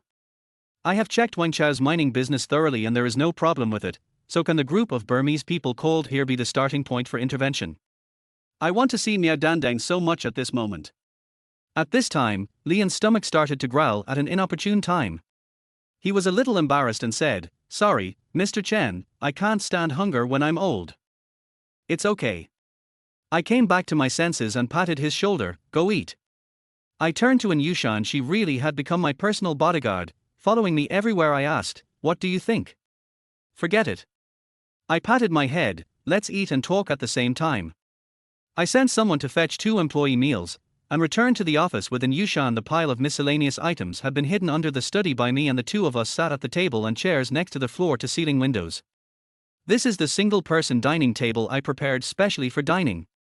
Fortunately, sometimes the table is big because there are a lot of dishes, so Yushan can sit on it, which is just right for two people. Two curtains were drawn on our left and right, with only a sliver of light shining on us. After what happened just now, I always felt that I felt twice as safe with the curtains drawn. At this time, there was another knock on the door. The familiar dimness, the familiar Anua mountain, the familiar knock on the door. I stood up in an instant. This time I decided to show my boss's power and take the initiative. No matter what her background or purpose is. Chapter 19: Hostility. Anyway, I don't know about this matter, so no matter how capable Bai Weiwei is, she is just a small clock in my eyes who can be scolded and made to cry at will. I strode quickly to open the door. Bai Weiwei, what's wrong with you? As soon as he finished speaking and looked me in the eye, I was stunned. The person standing at the door was not Bai Weiwei, but Shinchuanjiao. Although Shinchuanjiao had been busy all day, there was no sign of fatigue in her eyes. I clearly saw that the excitement in her eyes quickly turned into surprise, and the next second she showed joy because she realized the content of the voice. I said, "Sorry, I didn't mean to be mean to you." She moved the employee meal in her hand behind her and tiptoed closer to me. "Hey, can I eat with you?" I couldn't help but step back to keep some distance, but let her come into the office. "No, you." The most striking feature of Shinchuanjiao is her eyes, which are charming and graceful. At this moment, she squinted her eyes slightly, with a smile on her face, as if there were brilliant stars in her eyes that would disappear if she stopped smiling. She said in a charming and coquettish voice, "Bai Weiwei made you angry, I will help you vent your anger." Tilda. As soon as she finished speaking, Shinchuanjiao was stunned. Then her smile disappeared, and the stars in her eyes also dispersed. She looked at Yushan and then at me. I seemed to see her broken. If I could see the inner monologue, then Shinchuanjiao must be thinking at this moment, Bai Weiwei is not here, and this officer and is here again. I laughed awkwardly and said, "Why don't you go out and eat? I'm really afraid that she'll get angry and no one will be able to eat." Unexpectedly, Shinchuanjiao smiled brightly again and greeted Yushan, "Hello, my name is Shinchuanjiao, and I'm Mr. Chen's good friend. How about you?" And Yushan was as quiet as ever. "And Yushan?" She suddenly looked directly at Shinchuanjiao, and at this moment she looked very much like a queen, and said, "She is also Mr. Chen's friend." Sister, why are you filling in this sentence? Are you adding fuel to the fire? I had a bad feeling, and sure enough, the next moment, Shinchuanjiao's smile changed. It's not a change of expression in the traditional sense, but the meaning of her smile has changed. I am very familiar with it after 3 years of companionship. At this moment, her eyes are cold, the corners of her mouth are smiling, and her whole face is bright. Shinchuanjiao smiled and said, "Oh? Really? This year has been our 8th anniversary." And Yushan asked, "How come we are still friends after 8 years?" Shinchuanjiao's face froze. She was prepared for some sarcasm, but she didn't expect her to ask such a direct question. Shinchuanjiao turned to me and said, "Mr. Chen, your friend is very fierce." I ate my rice fiercely. Eat, eat. Oh. Shinchuanjiao put down the lunchbox and felt the light was too dim. She stood up and opened the curtains. Suddenly, the light became bright and sunny. Like her. It's just the dining table for 3 people is now crowded. After dinner, I tried to plant something in Bai Weiwei's phone, but I couldn't get her phone directly, as that would always leave evidence that could be used to attack me, so I gave up. Then I didn't see her until I got off work, so I asked Lian. She went back there in a hurry. Lian explained truthfully. "You are in such a hurry this time, you haven't thought about how to face me, right? I think we should make something that receives signals, place it around her, intercept her information traces and look at her information, but such a device will not be very stable." When I got off work, I got into the car of the driver I had been thinking about all day. In order to familiarize herself with the road, and Yushan followed behind our car, and this was the first time I saw her drive at such a speed. Shinchuanjiao lifted me up, waved her hand in front of me and said, "Hey, don't look at her. I'll be sitting in front of you. Just look at me." I looked at her. She even blinked twice before asking, "She wants to go home with us." "What do you mean we?" "That's my house." I asked, "Have you found your house?" There's no suitable one. Shin Chuanjie replied and quickly changed the subject, as if she was afraid that I would ask more questions. She said, if an Yushan lives with us, where will she sleep? I said, there is another guest room. Shin Chuanjie counted on her fingers. In that case, I always feel that your room is not enough. Why don't you tidy up Zhu Xuejie's room? A lot of unwanted things can be cleaned out. Oh, by the way, she didn't move her things, right? I nodded and said nothing. The piece of paper by Zhu Xuejie appeared in my mind, and I couldn't utter any pure words. My mouth was full of complex emotions. I suddenly wanted to smoke. You shouldn't think about it anymore. I asked, can you help me sort it out? I don't know how to deal with these things. Would you like a raise, Mr. Chen? Shin Chuanjie winked at me. Shin Chuanjie's workability is really good, not to mention that she has a lot of client resources. As soon as I finished speaking, she suddenly leaned over to me. I was thinking about her business ability and didn't react for a moment. When I came to my senses, she had already kissed me. This time, there was no in-depth exploration, just a quick taste. After the kiss, she gave me a provocative look and said, thank you, Boss Chen, for the raise. Can I bear it? Definitely not. I went over and kissed back. By the time she arrived at the convenience store at the bottom of the community, her hair was disheveled, her cheeks were flushed, her eyes were dazed, and her lips were stained with light and dark lipstick. I said hello to the driver, wiped the lipstick marks on my lips and got off the car. I told them not to wait for me and prepared to buy a pack of cigarettes and then get on. I found something wrong after I came down. Shin Chuanjie's lipstick is anti-falling. Because I know a little about Zhu Xuejie, this requires professional makeup remover. Is there any convenience store? Obviously not. I had no choice but to ignore the convenience store owner's ambiguous gaze and bought a mask and put it on tightly. After buying the eye, I thought to myself, it would be great if I could meet Miao Dandeng here again. I walked towards the community.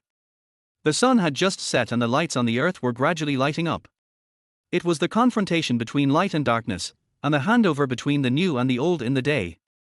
And Yueshan's words came from the headset, I seem to see him. Really, as a personal bodyguard, she is really reliable. At this moment, there was a thunder, and drops of water fell one by one. I hid under the shade of a tree, pretending to avoid the rain and lit a cigarette. The rain gradually got heavier, making crackling sounds as it fell on the ground. Fortunately, there was a platform extending outwards from where I was standing, which blocked some of the rain. Someone rushed in hurriedly to hide from the rain. I turned around and saw that it was Bai Weiwei. And Yueshan's voice came from the headset, Miao Dandeng saw someone and hid again. I know what she wants to say. She needs to track him down. Miao Dandeng has appeared. This opportunity is rare and will never come back. Bai Weiwei was all wet, as if she had fallen. Her knees were red, her white skirt was dirty, and I didn't know where her glasses had fallen. Only then did I realize that her features were very similar to Zhu Xuejie's, but her whole face looked younger and more childish, cute and natural. She looked at me pitifully, and opened her mouth as if she was about to cry, Mr. Chen, why are you here?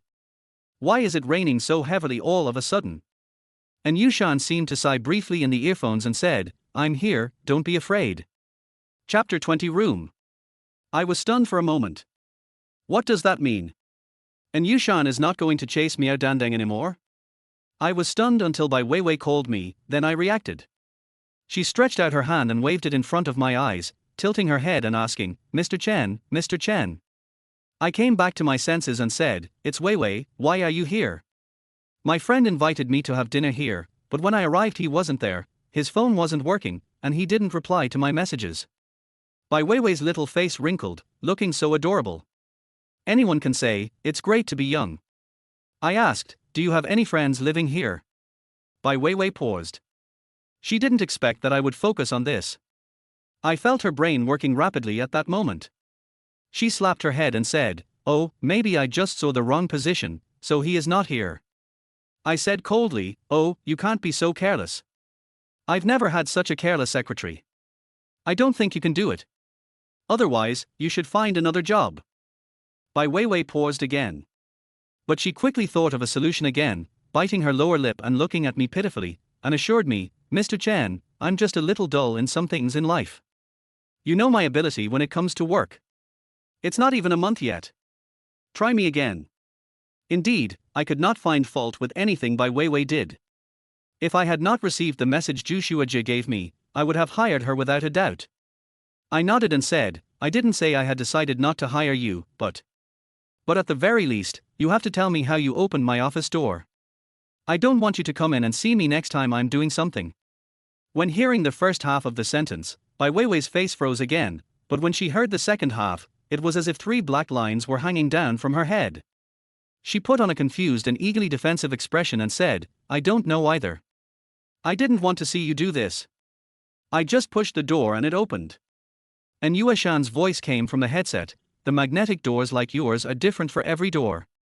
It's like a key. Once it's deciphered, you can just swipe the corresponding magnetic card to open it. When I heard this, I thought of the rustling sound coming from the door at that time. If I recalled it carefully, it seemed that it was really the sound of continuous testing of magnetism. I have to find time to change the door. And Yushan seemed to know what I was going to ask, and said directly, of course there is a solution to this. I will think of a solution for you when we return to the company tomorrow.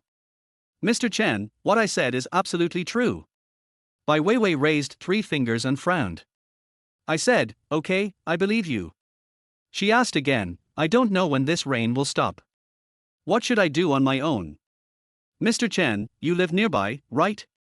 Yes, but you can take a taxi back. Oh, yes, that didn't occur to me at all. Bai Weiwei quickly raised her phone, and then the screen went black. The phone vibrated, and it turned off and had no battery. She said with a bitter face, Mr. Chen, there is no electricity. I raised the corners of my lips, come, let me get you a taxi, where are you going? Bai Weiwei paused again. Bai Weiwei's Sandun Lakeview town is so terrifying. I made a joke in my mind, but Bai Weiwei rolled her eyes without any sign of acting and fainted. I subconsciously raised my hand to catch her, and heard in Yueshan's nervous voice in my ears, Mr. Chen. Be careful. Check if she has any hidden weapons. I opened her eyes and looked at them carefully. Her pupils were dilated.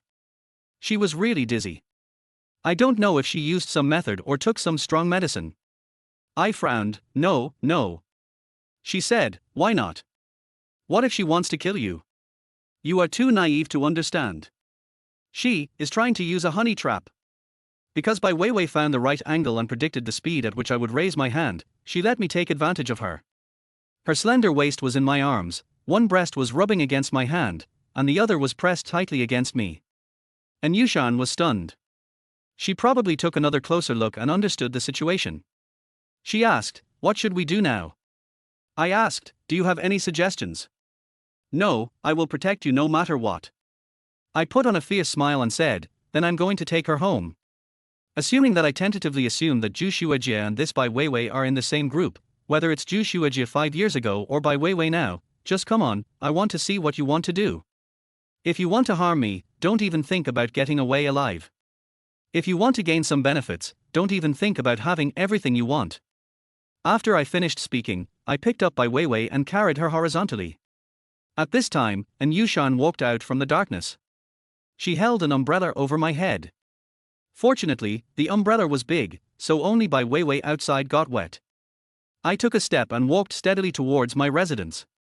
Bai Weiwei remained in my arms, still unconscious, and quiet. And Yushan, what do you think is their purpose behind this? I asked in a low voice, but my eyes did not move away from the front. It's really amazing. And Yushan and I have only known each other for a few days, but she always gives me a sense of security. Even if everyone around her is fake, I am willing to believe that she is real. I don't know. And Yushan said coldly as always, but added at the end, don't worry, I'm here, until Miao Dandeng's case is over, I'll be by your side. I smiled and said, you missed Miao Dandeng today. And Yushan shook his head, he will appear again. When I got home, I put Bai Weiwei on the sofa. Shen Chuanjiao heard me come in and ran over with a bright smile on her face. When she saw Bai Weiwei, she froze and asked, your secretary. What's wrong? Why is he unconscious? Is he okay? Shen Chuanjiao felt jealous subconsciously and was actually a little worried that something might have happened. It's okay. I just met her outside. She fainted after getting caught in the rain. I looked at her and said, "Can you help me find some clean clothes so we can wake her up first?" "What's the point of that?" Shinchuanjie paused and continued, "Can I touch Ju Shuejie?" "Okay, I've already asked you to do it, right?" Shinchuanjie smiled when she heard that, like a kitten with a lot of bad intentions, and soon she came back with a set of clothes. "Or, can you help her change it?" I said to Shinchuanjie. Shinchuanjie nodded hurriedly, as if it was too late and I would have to change it myself. I was speechless for a moment. She asked, "It's getting dark, is she sleeping at our house tonight?" "My home," I said. "It's my home." There was another woman named Yushan there, so I had to keep silent to save face for her and said, "I guess so. You can arrange it." Shinchuanjie's eyes turned and she said, "There are 2 guest rooms and 2 master bedrooms for rest in the house. Ju Shuejie's room will be taken away tomorrow, so she will stay in the remaining guest room." And Yushan said coldly, "I'm here tonight too." Chapter 21 Night Walk. Shinchuanjie glared at me and said, "Why is she sleeping at home too? A personal bodyguard doesn't have to be so close to me." I coughed twice and said, "And Yushan is a police officer and has a mission. Don't ask too much, but she has to stay with me until the case is over." Shinchuanjie glared at Yushan angrily, then suddenly remembered something and said to me with blinking eyes, "Then give up my guest room and I will sleep with you. Why don't you arrange for Bai Weiwei to sleep in Ju Shuejie's room? That way you don't have to sleep with me." I said speechlessly. There are 2 words written all over this woman's face: "Sleep with me." If there wasn't only Bai Weiwei on the paper, I would have thought that Shinchuanjie also came with a purpose. Shinchuanjie frowned and said, "No way. Ju Shuejie left after being tidied up. If she sleeps with someone else again, I won't be able to clean up tomorrow. I feel wronged, so I can only sleep with you." I felt a headache and decided to change the subject. "Let's get back to the point. Change Bai Weiwei's wet clothes." But just as Shinchuanjie helped Bai Weiwei up, her eyes trembled, and she woke up slowly the next second. When she woke up, confusion and fear flashed in her eyes. What happened?" She sat up quickly, holding her hands in front of her chest, as if she couldn't believe what she saw. Shinchuanjie smiled slightly, handed her the clothes, and showed the aura of the mistress of the house. "Don't be nervous, you suddenly fainted outside just now, I just want you to change into clean clothes. How do you feel now?" Bai Weiwei was stunned for a moment, then took the clothes and whispered, I'm fine. Thank you." The rain is still falling, and the sound of drops hitting the window seems to be accompanying this unknown contest. And I am ready to meet the upcoming challenge. Shinchuanjie took Bai Weiwei to the bathroom, and I took Yushan out. At that time, even the driver had gone off work, so I had to get into Yushan's car again like a torture. Fortunately, it's not raining now. And Yushan stepped on the accelerator. I found that I had become damn used to it. She asked, "Where to?" I said, "Mall, go get your clothes made quickly." We agreed on that. The wind was so strong that I could only ask loudly, "Have you forgotten?" And Yushan said, "No." So, in the deep night, Yushan drove her loud sports car, piercing through the city's neon lights like a meteor, leaving the hustle and bustle around her behind. The neon lights on both sides of the street flowed on her car, reflecting colorful light and shadows, attracting the attention of passers-by. With the wheels spinning rapidly, we soon passed through the bustling neighborhood and arrived in front of the brightly lit large shopping mall. Yushan parked the car and went into the mall with me. The interior of the mall was brightly lit and filled with all kinds of shops. Although there were fewer people in other places at night, it was still very lively here. However, our destination is on the top floor of this shopping mall, a place far away from the hustle and bustle, quiet and elegant. Take the escalator to slowly ascend, and enjoy the various beautiful views in the mall along the way. As the hike continues to climb, the surrounding noise gradually fades away, replaced by a fresh and peaceful atmosphere. When you finally reach the top floor, you can't help but be amazed by the scene before you. It is a spacious and bright sky garden, surrounded by various green plants and flowers, and the air is filled with a faint floral fragrance. In the distance, the night view of the city is in full view, with the bright lights and the stars in the sky complementing each other, which is a beautiful sight. There are only a few shops on this floor, and that custom shop is one of them. Originally, bodyguard uniforms were not of such high standards, but when Yushan heard that it would take a week to get the clothes after ordering them, he asked for the pattern and had it delivered to this house at his own expense. Maybe before he became a policeman, when Yushan was still a rich lady, she also came here to order clothes. And Yushan and I walked towards that place and heard a man's slightly drunken voice coming from inside. Hurry up, order her whatever she wants.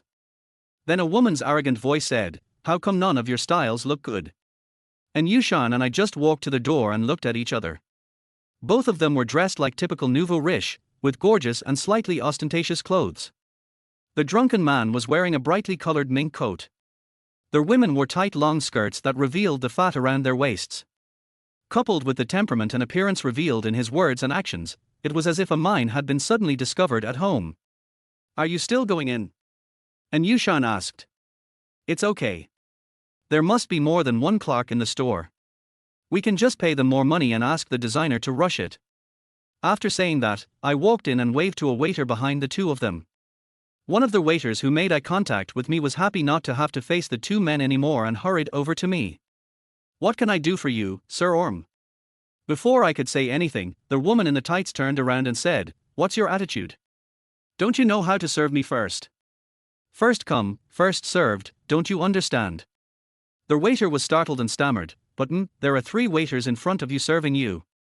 The woman in tights glared at him, just like Zhang Fei, I want you to come together, what's the matter? You are a waitress who can take the responsibility for delaying the sales of the store. The mink man stood up, turned his head to look at me and Yushan, and shouted, come and serve my wife. The waiter was angry and scared, and said, sir, please don't make trouble. We have other customers, and there is no rule that one customer should be assigned to all the waiters. Making trouble. The woman raised her voice and pointed directly at me and Yushan, how can they afford anything in their condition? You are neglecting me to serve them, you are the one making trouble. I don't have it, said the waiter anxiously. Har har, if you are so ignorant, aren't you just causing trouble? I don't need a mirror to see that my face has become darker. Who wouldn't he get angry when someone points at their nose and scolds them? I said coldly, what kind of monkey thinks he is a human being just because he puts on clothes? Why is he bullying the weak and afraid of the strong by pulling their waiter? The woman in the leotard had her eyebrows raised. If her hair wasn't so long, I would have suspected that she was going to be furious. She said angrily, what are you talking about? Do you know who I am? Excuse me, which pond are you from? If you have a problem with your brain, go get it treated instead of shouting all the time. Ask others, I am your father, don't I know it? The woman in tights was so angry that she was shaking. The man in mink coat ordered the waiter, how can anyone get in here? Get them out now. The waiter couldn't hold it in any longer and whispered, you've been here for quite a while, haven't you bought anything? I was so amused that I couldn't help laughing out loud, and said, I've never seen anything like this before. This is the first time I've heard a dog say, fighting dog. The mink man was so angry that he was shaking, and his mink coat was trembling as well. Chapter 22 Top 10 Business Houses. My expression was even more mocking, yo, you are like a teddy bear who is so scared of peeing that he can't stop. At this moment, the mink man couldn't hold back any longer. He approached me at a speed that was not supposed to be possible for someone his size, and punched me. I had prepared myself long ago, with every cell and every muscle ready to go, but I didn't want to fight with him. I wanted to use all my strength to take away his energy, then pretend to be beaten, lie down and call the police. If I don't put him in jail and make him reflect for 2 days, I won't be named Chen anymore. As a result, before the punch got close to me, and Yushan hit me in the eye. He was suddenly struck by pain, his balance was unstable, and he panicked. He finally fell to the ground, covering his eyes and screaming. I was shocked and looked at Yushan, hey, you are an adult now. She lowered her head and looked at the mink man on the ground, yeah. I said, People's Police, did you hit anyone? She frowned, anger in her cold eyes, what should I do? If I don't hit him, he will hit you. I was stunned. Was her anger because I called her a People's Police officer and teased her at this moment, or because the mink man wanted to hit me? The latter idea was so shocking that I quickly dismissed it from my mind. You actually beat someone up.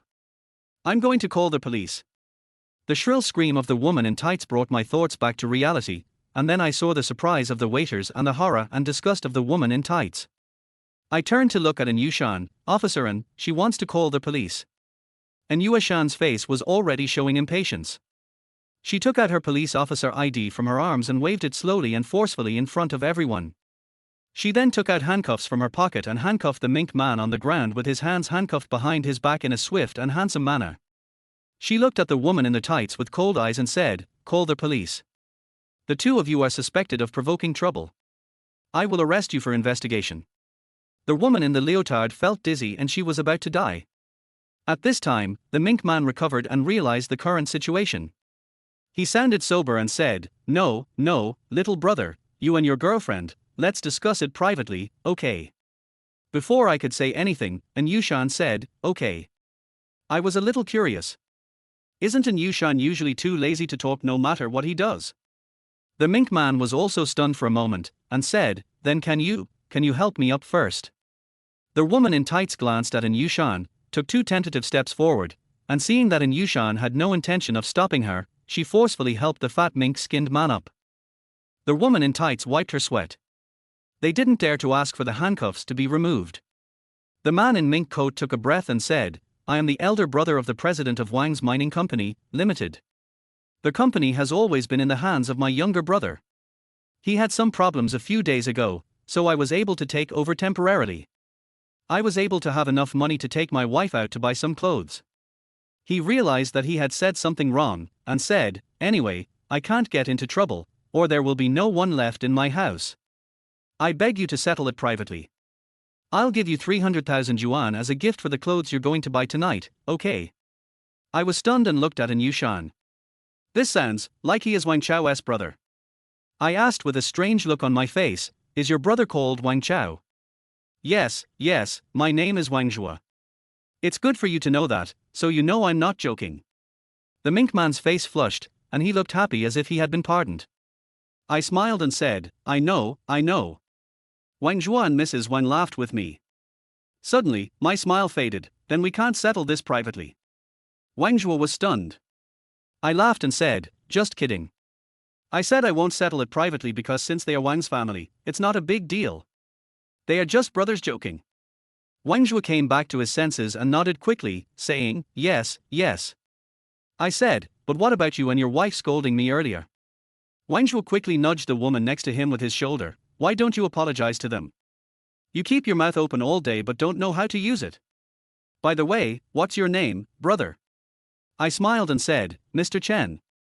At the same time, I observed his expression closely, not missing any of it, but to no avail. There was nothing wrong with his expression. In other words, even though he is Wang Chao's brother, he doesn't know me. At this moment, Mrs. Wang was like a flame that had been extinguished, with only billowing grey smoke left. She was mute. She said in a hoarse voice, "I'm sorry, I'm really sorry, Mr. Chen, I'm sorry, your girlfriend is sorry too, sorry." And Yushan said before me, "Okay. I am too lazy to correct Wang Zhua's wife." Just then, there was a commotion at the escalator. I looked back and saw a group of people walking towards us. The leader was wearing a particularly well-fitting suit and was walking towards us with vigorous steps. The waiter explained, "I'm sorry, customer, I just saw that the situation was urgent, so I used the direct contact button to notify the manager." "Nothing," I said, thinking it was just a greeting. But he didn't notice that An Yushan's expression changed. When the group of people approached, I saw the waiter called to a person behind him on the right, Manager Fan. Manager Fan waved his hand and said to the man in the middle, "The boss happened to come to our mall today, so we just happened to come together." The leading waiter quickly said to the man in the middle, "Bossin." He raised his hand, his eyes stayed on An Yushan's lowered face for a few seconds, and asked, "What happened?" The waiter said, "Bossin, the matter has been dealt with. Just now, this boss brought his girlfriend to look at clothes and encountered those two people looking for trouble. At first, they talked about calling the police. I was afraid that it would affect them all, so I quickly pressed the direct line to notify you. Now both parties have settled it privately. This boss brought his girlfriend to look at the clothes." Mr. N repeated this sentence and turned to me. Asked, "What's your name, boss?" I said, "Mr. Chen." "Mr. Chen. Oh, a rising star, not bad, quite capable." Mr. N seemed to have searched for some information about me in his mind. I smiled and said, "No one is as capable as you. You have been sitting firmly on the top of the top 10 business houses for so many years. But Mr. N, don't worry, your daughter, Officer N, stays by my side for the mission. She is not my boyfriend or girlfriend. This man's surname isn't, and he's the boss of this shopping mall. Who else could it be but Shingi, the local tyrant of City X? And this big boss Shingi is Yushan's father. When Yushan heard this, he raised his head and looked at me. I didn't look at her. Shingi narrowed his eyes, and his full aura emanated from him. At this moment, the waiter, the manager following Shingi, and everyone else present, including Wang Zhuo and his wife, were all stunned. They probably couldn't imagine that this woman was the one Shingi had hidden away and never shown up, and they didn't expect that I would be so casual with her daughter. Shingi repeated slowly, not boyfriend and girlfriend. Chapter 23 Stay overnight. I was about to answer, but Yushan once again rushed before me and said, Dad, don't disturb me while I'm working. The aura emanating from Shingi paused and dissipated invisibly. I don't know if it was because my eyes were blurry, but the look in his eyes when he looked at Yushan was full of kindness, not at all like that of a big boss. Okay, I won't bother you anymore. Shingi said this softly, then glared at me fiercely, looked at me, and slowly said to others, if everything is fine, just go away. Now it's my housework. The rest of the people dispersed quickly. But the waiters in this store looked at each other, as if there was nowhere to hide, and were about to sit at the cashier, or consider whether to leave work on the spot. I said, wait a minute, the people in the store, please wait a moment. Shingi frowned slowly. I smiled at him and said, I brought officer and to look at the clothes. If the waiter is off duty, it would be a waste of time. Shingi's brows relaxed, yeah. How come this dad can only say mum? I complained in my mind and gave the waiter the order number and asked if it could be expedited. The waiter checked and said, Sir, this is a rush order. It says it's ready, but it hasn't been delivered yet. I nodded and asked, what's the good part? The waiter told me a place a little bit out of the city. I thought about it and decided to go and pick it up since I had nothing to do tonight anyway. If I don't go, I don't know what Shingi is going to talk about. For some reason, I don't want to face him when I'm with Yushan. It always feels awkward. I explained the situation to Yushan, and after getting his approval, I said to Shingi, Bossin, let's go get the clothes. Why don't we do it next time? Without waiting for him to finish, Shingi said, it's okay, I'll go with you. I was stunned for a moment, and looked at Yushan, who said simply, no. I sat in Yushan's car, the seat belt tied around me, my body piercing the gaze of Shingi in the back seat. In the end, he insisted on following us. Yushan started the car and stepped on the accelerator again. Shingi's gaze finally disappeared from behind me for a moment, but after a while, when he adapted, he stared at me again. It's like sitting on pins and needles, with the sword at your back. Fortunately, Shingi started chatting with Yushan and found topics to talk about, so I have to say that my pressure was reduced a little. He asked, yeah, what case are you working on recently? Looking for the dog, Auntie Wang's dog is lost. Oh, are you tired then? Not tired. I thought, this Yushan still knows how to lie. Is he afraid that Shingi will know the danger and will not let her work as a police officer? Then why doesn't he investigate it himself when he has great power in X City? Unexpectedly, Shingi suddenly lowered his voice and asked, then why are you following Boss Chen? What does this have to do with the case you are following? I felt Yushan's body stiffen. Shingi took out his phone and said, I'm going to ask your director. It was clearly agreed that she would just have the experience. I want to ask him what case he has arranged for you. I think it's a particularly dangerous and major case involving overseas criminal gangs. Before he could finish his sarcastic remark, Yushan slammed on the brakes. You are looking for a dog. You promised me not to interfere with my work. I was almost vomiting my food because of the shaking. I looked up and saw Yushan staring at me. I had to calm down and said, Auntie Wang is the cleaner of my company. Usually the dog is in the company. She is the closest to me and will come to find me. Officer and follows me just to see if the dog will come to find me. The others were looking for the dog, and Yushan was only responsible for following me. It was a leisurely thing, right? It couldn't be more leisurely. Shingi also recovered from the sudden braking and said, then take her to buy clothes. Get off the car. Yushan said, we're here. After she finished speaking, she didn't forget to open the door for me after she got out of the car. When I got out of the car, I always felt that Shingi's gaze on me was as real as if it was going to pierce through me. This place in the suburbs is in the style of a villa. After entering the gate, it doesn't feel like a villa, but rather a series of design areas. This is where the brand's clothes are produced, without any factory assembly lines, and are handmade by professionals from start to finish. I verified my identity and brought in Yushan and his daughter to the waiting room.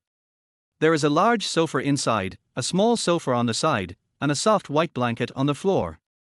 They are all made of genuine leather and are very soft whether you step on them or sit on them. There was a small round table in front of the sofa. After sitting for a while, someone brought tea and dessert. Not far from the sofa, there was a curtain that separated the room from end to end. On the other side of the curtain were exquisite clothes and mirrors. After a while, someone came in carrying a dark red box. And Yushan took the clothes in the box, and we were about to leave when Nshini said, "Yeah, change into them and show them to daddy. I haven't seen you wear a skirt since you grew up." And Yushan said, "It's not a skirt. You kid." And Nshini said gently, "Can't you wear it for daddy to see?" He looked at me with fierce eyes. "Why, is it that the clothes ordered by Boss Chen cannot be seen in public?" I said, "Bossan, it's not what you want. Then let my Yushan wear it." "Boss Chen, you won't mind, right?" "I don't mind." How could I dare say I minded? And Nshini's eyes were piercing me to death. And Nshini turned to look at an Yushan. And Yushan glanced at me, then took the box and walked into the curtain. The waiter hurriedly followed him in. I thought, something bad is going to happen. If Nshini knew that I let her daughter be my bodyguard, would he turn me into a bunker? And Nshini had a look of anticipation on his face, and then he saw an Yushan walking out in an exquisite black suit. The black boots reflected a dark luster, and the black pants were just right. Their whole outfit was handsome, and there were gold hooks on the cuffs. Although this suit is exquisite and handsome, with many careful details and improvements to the style, and Nshini is very familiar with it. "This is a bodyguard uniform." He widened his eyes and asked tentatively, "Yeah, did you make a mistake?" And Yushan was ruthless, "No." And Nshini said, You. She curled her lips and smiled, "I am Mr. Chen's bodyguard now." And Nshini's body trembled, and he looked at me with murderous intent. "This Enyushan. Isn't this just asking for trouble?" I waved my hands and said, No, Bossan, it's not a good idea for officer and to follow me every day. In order to make sure she doesn't get gossiped about, I asked her to pretend to be my bodyguard first." And Nshini frowned and said, "Really? Does she need to follow you every day for work? Is she so inseparable that people will gossip about her?" And Nshini seemed to suddenly remember something, and his whole body was gloomy, but he still cared about an Yushan and asked in a kind tone, "It's so late, where are you from? Where are you going later?" Chapter 24, All Shows of Gold and Jade. He stared at me motionlessly, and his amiable tone sounded to me like the voice of a ghost demanding his life. And Yushan said calmly, "Mr. Chen, do you have any objection? I will stay at his place tonight." And Nshini said, No, as long as Yeye is happy." Then he looked at me sinisterly and said, "It's just too much trouble for Mr. Chen, isn't it? Why don't you let Yeye go home tonight and come back the next day?" I thanked God and was about to agree, but an Yushan once again said before me, "No." "What? You guys won't let me leave work at night? What case are you following?" When it comes to this, an Yushan is like a cat whose tail has been stepped on, unable to utter a word. I quickly said, "The clothes are ready, officer, and just come to the company tomorrow." And Yushan looked at me, her eyes made me feel like I was a heartless person who would not recognize me after pulling up my pants. I couldn't stand it anymore, so I asked, "According to what Mr. N said, there is no reason to work overtime at work." I thought that after moving to Nshini, and Yushan would understand my hint. I can't do anything, you just listen to her. Unexpectedly, when an Yushan looked up again, he said something shocking, "I want to take Chen Xin home with me." I was stunned. And Nshini was also stunned. I said, No, it's too much trouble." "Okay, Dad supports your career." And Nshini interrupted me. I was stunned again, and this time I was the only one stunned. In fact, it is not difficult to guess what Nshini is thinking.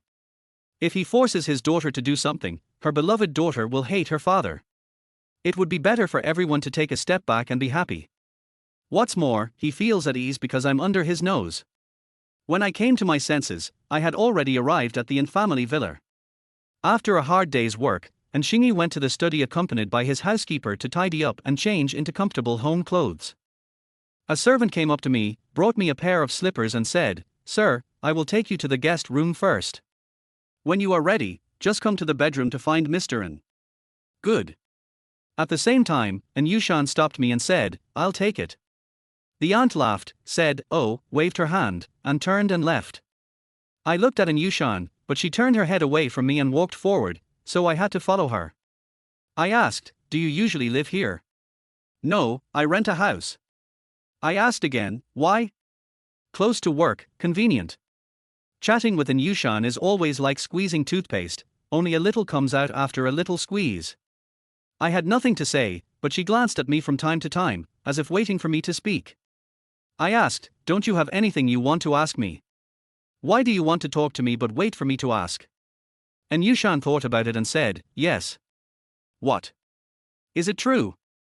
I suddenly became curious about what she would ask. And Yushan asked, "What do you think of me?" I was stunned for a moment, and subconsciously asked back, "Do you like me?"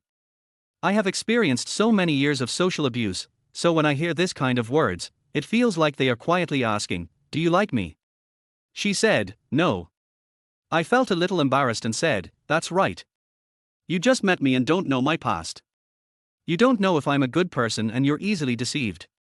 And Yushan suddenly stopped and turned to look at me, "But if I like you, it doesn't matter if I don't know your past, because I like you now, and it doesn't matter if I'm deceived." Her eyes were brightened by the light above her head, and the teardrop mole at the corner of her eyes became more obvious under the light, making her look so cold and pure that she didn't seem like an earthly being, but the worldly affairs were floating in her eyes. I don't know if it was because the moment was too beautiful or because those words were too confusing, but I was stunned for a moment. When I came back to my senses and wanted to see what was in her eyes again, she turned around and continued to lead the way. "Just if," she said. After going up the stairs and turning a corner, one wall was filled with bedrooms, and on the other side was a half-person high railing. Below the railing was a small area of pseudo-ecological green plants, about 2 stories high, and there were vines climbing along the wall. I asked, "Won't these plants grow well indoors?" And Yushan said, "No, there is a functional light." Oh tilde, I understood, it was like the lamp used for soilless cultivation. "You can rest here." And Yushan pointed to the first room in this row and said. I said, "Okay, I'll call Shinchuanjiao and tell her we won't be coming back." And Yushan nodded. I raised my phone, but before I could make a call, someone came over. I heard footsteps, but before I saw anyone, I heard a slightly shrill female voice, which sounded weird and not very pleasant. "Hey, sister, you can bring someone home too." The next moment, her figure appeared at the corner wearing fancy clothes, complicated jewelry, with her chin slightly raised, and she looked down on everyone. And Yushan frowned and asked, "What? Why can't I come and see you?" "Cannot." Okay, my mom heard from the servants that you would be back tonight, so she asked me to come and ask you to eat sweet cakes." And Yushan's brows relaxed, and I felt it was because he mentioned this woman's mother. The woman took one last look at me, from head to toe, then turned and left. I asked, "Your half-sister? If it's a mother, you wouldn't say my mother, right?" And Yushan shook his head, "They are relatives." Relative? I immediately thought of Ju Shuejia's relatives, and subconsciously I didn't have a good impression of them. My mother passed away early. My father was afraid that I lacked maternal love, and outsiders were worried, so he brought my aunt to live with us. My aunt is my mother's cousin. She was divorced and raised me, my sister, Zhang Shui. So that's how it is. I understood in my heart that An Yushan was protected so well, which showed that her aunt was quite good, and not all relatives were bad. And Yushan added, "My aunt is very good. She supports my career and encourages me to do what I want to do." So, I hid it from my father this time and followed up on Miao Danding's case. I was stunned. Something is wrong. Something is wrong with this aunt. There's a feeling that you're coaxing me on the surface, but actually harming me. And Yushan is already 26 years old. Could my aunt still be stupid? Is this unintentional or intentional?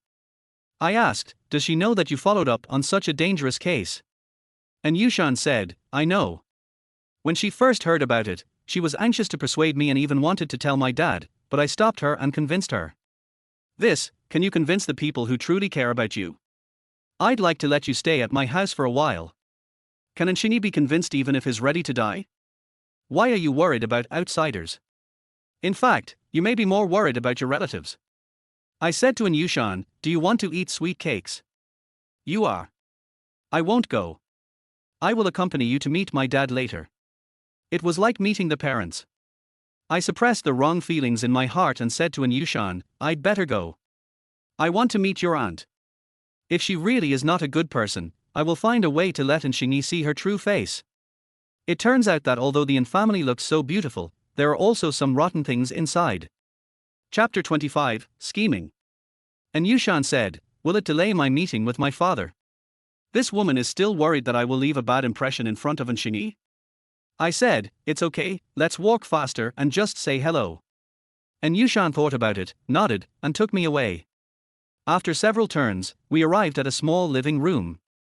Zhang Shui and her daughter played soothing music, and two masseurs stood behind them, giving them massages. Anyushan called out, Aunt. The woman on the sofa sat up straight and waved, yeah, you're back. Come quickly. Anyushan's expression was unusually gentle, no, Auntie, we still have to go to the living room. Are you going to see Shini? Yeah. Anyushan nodded. I say, sister, do you have to give people misunderstanding like this?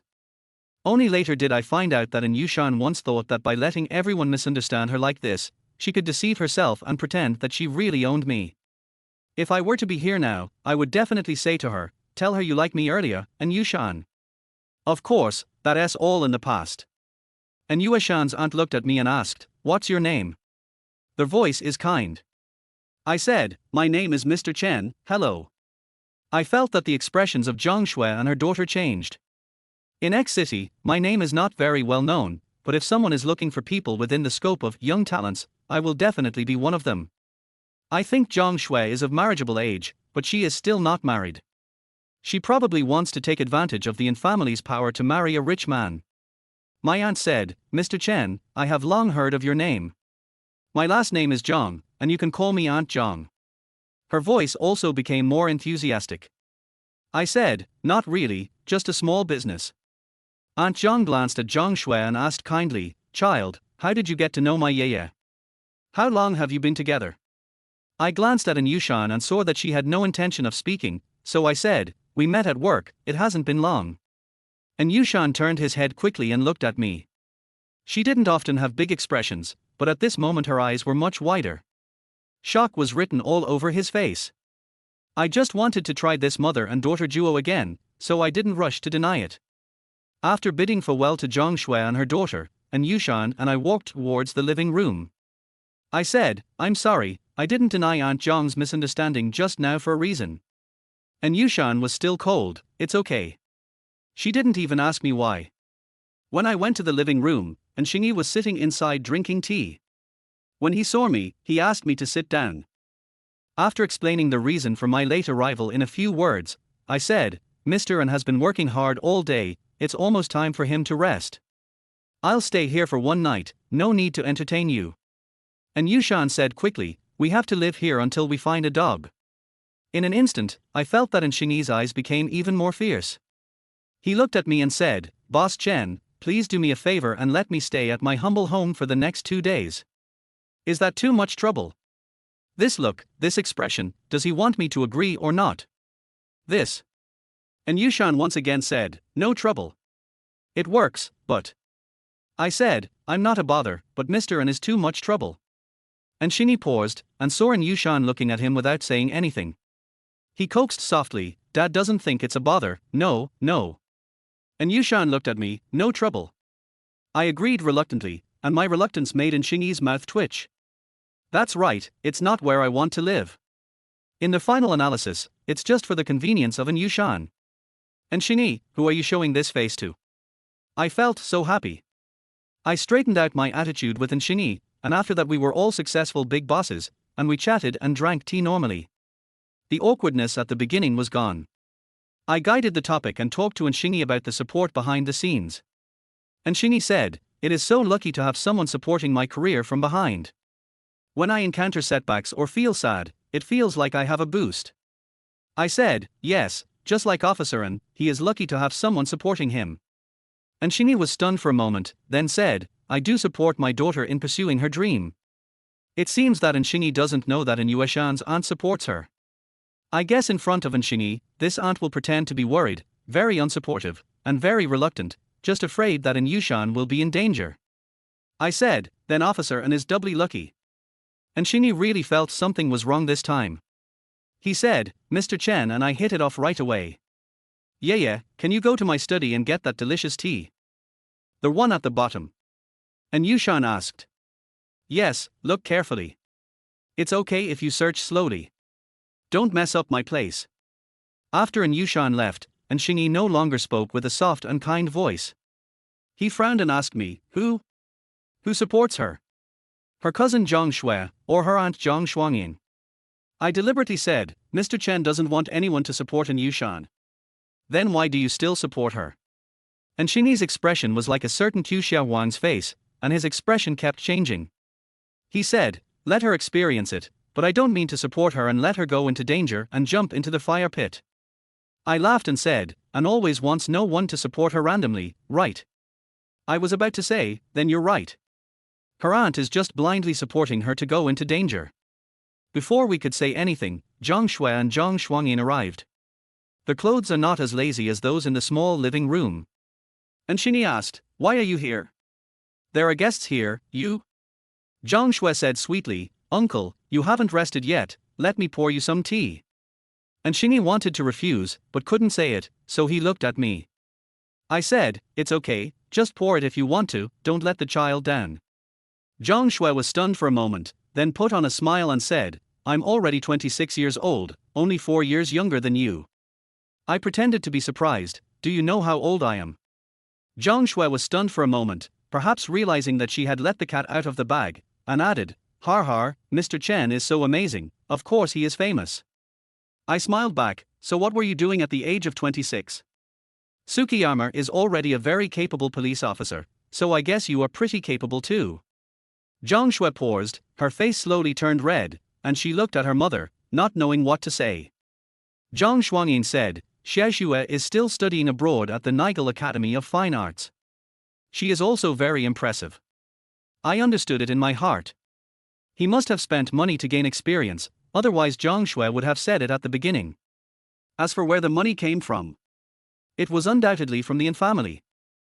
And Shinny finally interrupted, it's so late, aren't you going to bed yet? Zhang Shuangyin said, we came here to see Ye's boyfriend.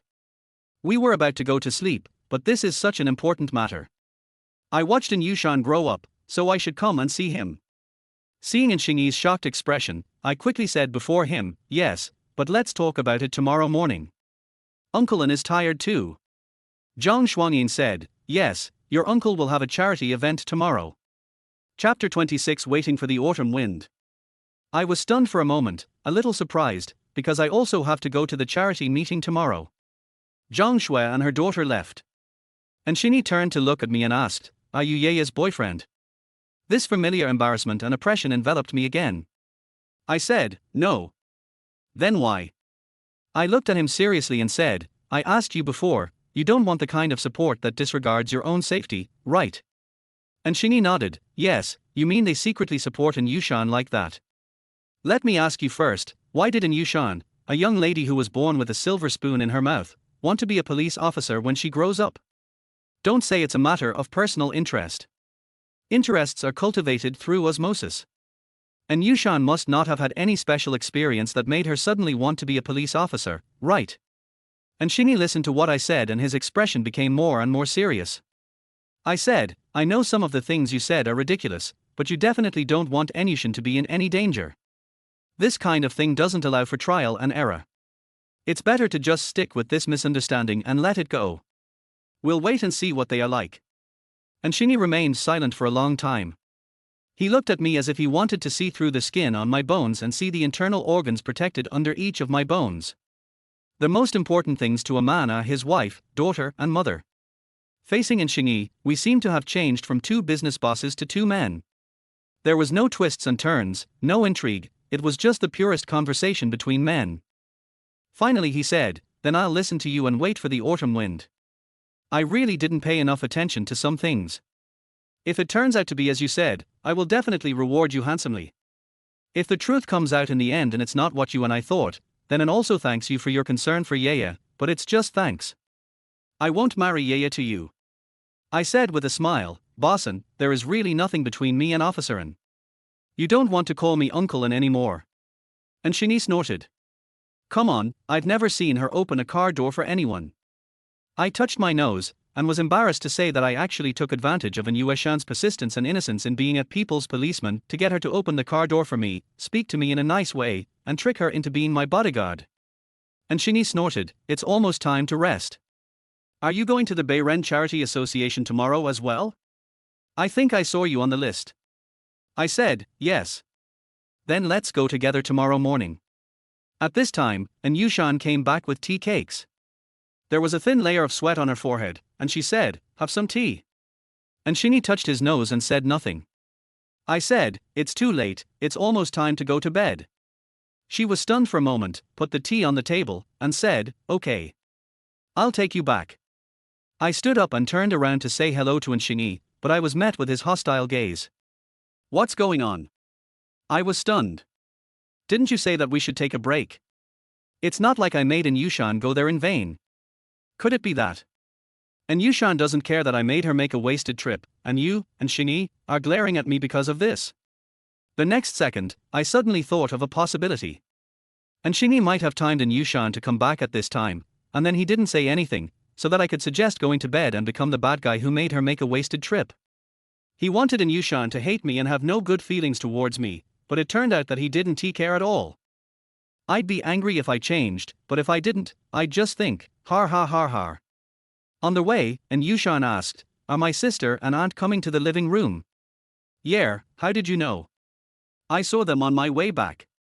She was silent for a moment and then asked, Zhang Shui, she dressed up. Do you think she's pretty? I was stunned for a moment, I didn't pay attention. There is no further text after that. I don't know if it was an illusion, but Yushan's expression didn't change, but I felt like she seemed a little happier. When I reached the door of the room and separated from Yushan, I remembered that I had not yet called Shinchuanjiao. I looked at my phone and there was not a single call. I opened the message box and there were more than a dozen messages. She started by asking, where are you going? Later asked, do you not want to come back with your little bodyguard? Did you check into a hotel? Did you have fun? Later on it turned into mumbling. Mumbling and mumbling, every word is about missing you. Why didn't you tell me where you were going? Are you not replying to my messages and kissing me passionately? Bai Weiwei fell asleep in her room, very quiet, and didn't talk to me. There is a client who seems to be just one step away from a deal. He said that if I can be his female companion for a day tomorrow, we will sign a contract. Do you want to go? I'm so hungry. I cooked a bowl of noodles. Do you want me to save some for you? Ignore me, I'm playing by myself. I miss you so much, Mr. Chen. The corners of my mouth lifted unconsciously, and I typed, why didn't you call? She replied almost immediately, I'm afraid I'll affect your happiness. Even if my happiness is with others. I asked deliberately. Yes. She said, if you are happier with others than with me, then I won't affect you from having fun with others. Then you will be unhappy. This time, after a long time, the light on my phone dimmed and the screen became almost black, and then it suddenly lit up again. Shinchuanjie replied, no. If you are happy, I am happy. Even through the screen, I seemed to see her smiling eyes.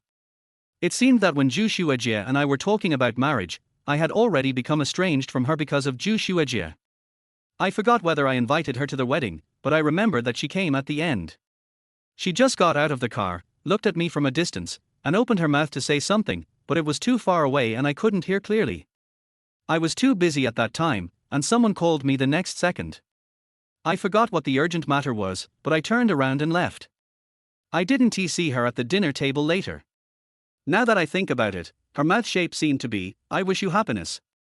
I typed to her, no matter how big the client is, you don't have to sacrifice it. I will support you and I have enough money. I paused for a moment and changed it to, the company supports you, so we are not short of money. I said, let the driver take you to the company tomorrow. I have something to do tomorrow, so I want to go with you. She replied, okay. Go to bed early. Aha! After sending it, I put my phone aside and fell asleep soon after. The next morning, at 12 a.m., my biological clock made me gradually more conscious. Then I remembered a knock on the door, and I woke up. And Shinny was afraid that I overslept, so he sent someone to wake me up. I answered, but after a while, the knock on the door came again. Could it be Enyushin? I quickly put on my clothes, got up and opened the door. It was just dawn, and the sky was white in the east. It turned out to be Zhang Shui standing outside the door. She was wearing a white dress, fluffy and pretty, holding a glass of milk in her hand and saying, "Good morning, Mr. Chen." Chapter 27 Breakfast. I didn't say anything. 1 second, 2 seconds. Zhang Shui's hand, which remained in the extended position, began to tremble, and circles of translucent milk swayed out of the transparent cup. I smiled and said, "You can't drink milk on an empty stomach, it will make you sick." Zhang Shui. Xie Shui was inconsiderate. Then, "Mr. Chen, will you come and have breakfast with us? I don't want to eat anymore." I curled my lips into a smile and closed the door. I glanced at the time, 7:30. I brushed my teeth and washed my face slowly, then opened the door and went out. Coming towards me is Enyushin. This morning she wore a slim long dress, simple and elegant, and her blue earrings were faintly visible under her neat short hair. She wore light makeup, which made her look even more pure and innocent. She was worth admiring from afar but not being touched or played with. I was stunned by her beauty again. And Yushan tucked her short hair behind her ears and said, "Shall I take you to have breakfast?" I said, "Okay, your earrings look beautiful today." And Yushan glanced away, and his slender white fingers brushed across the round and pink earlobe. His voice was as emotionless as always, and he said, "I'll give you one." What? The next second, before I could stop him, and Yushan had already picked one up smoothly and handed it to me. I waved my hands quickly. "No, I was praising your beautiful earlobes, just praising, not." And Yushan pursed her lips and turned to face me. I paused and she unbuttoned my suit jacket one by one, pinned the earrings in my shirt pocket, and then buttoned my jacket one by one. When she lowered her head, I could clearly see each strand of her hair and smell the scent of shampoo coming from her hair. Gardenia scent. It smells like gardenia. Then, I realized belatedly that I didn't stop her, I didn't dodge, step back, or shout at her. I just stood there and let her take off my clothes. I was silent. I followed Yushan all the way to a small kitchen, and it suddenly occurred to me that she wasn't going to take me somewhere for breakfast, she wanted to cook it herself. This small kitchen, although small, has everything it needs. It has a large window, and outside the window is a green lawn and a wall. Why is there such a kitchen? And Yushan said, "When I was a child, I wanted to be a cook." I laughed and said, "Then why did you want to be a policeman?" After the MasterChef cartoon was over, I saw the one about being a police officer and I wanted to be one at that time. My aunt also supported me and took me to learn more about it. After that, I always wanted to be a police officer when I grew up. I was silent for a moment, then changed the subject by asking, "What do you want to do for breakfast? Is it too late to make it now?" And Yushan said, "There's still time, let's make steamed buns." To me, this meant, let us not have breakfast, we'll be busy all morning and then rush to the meeting with Xingyi. My mouth twitched and I asked, "Have you ever done this before?" "I have done it. I remember it.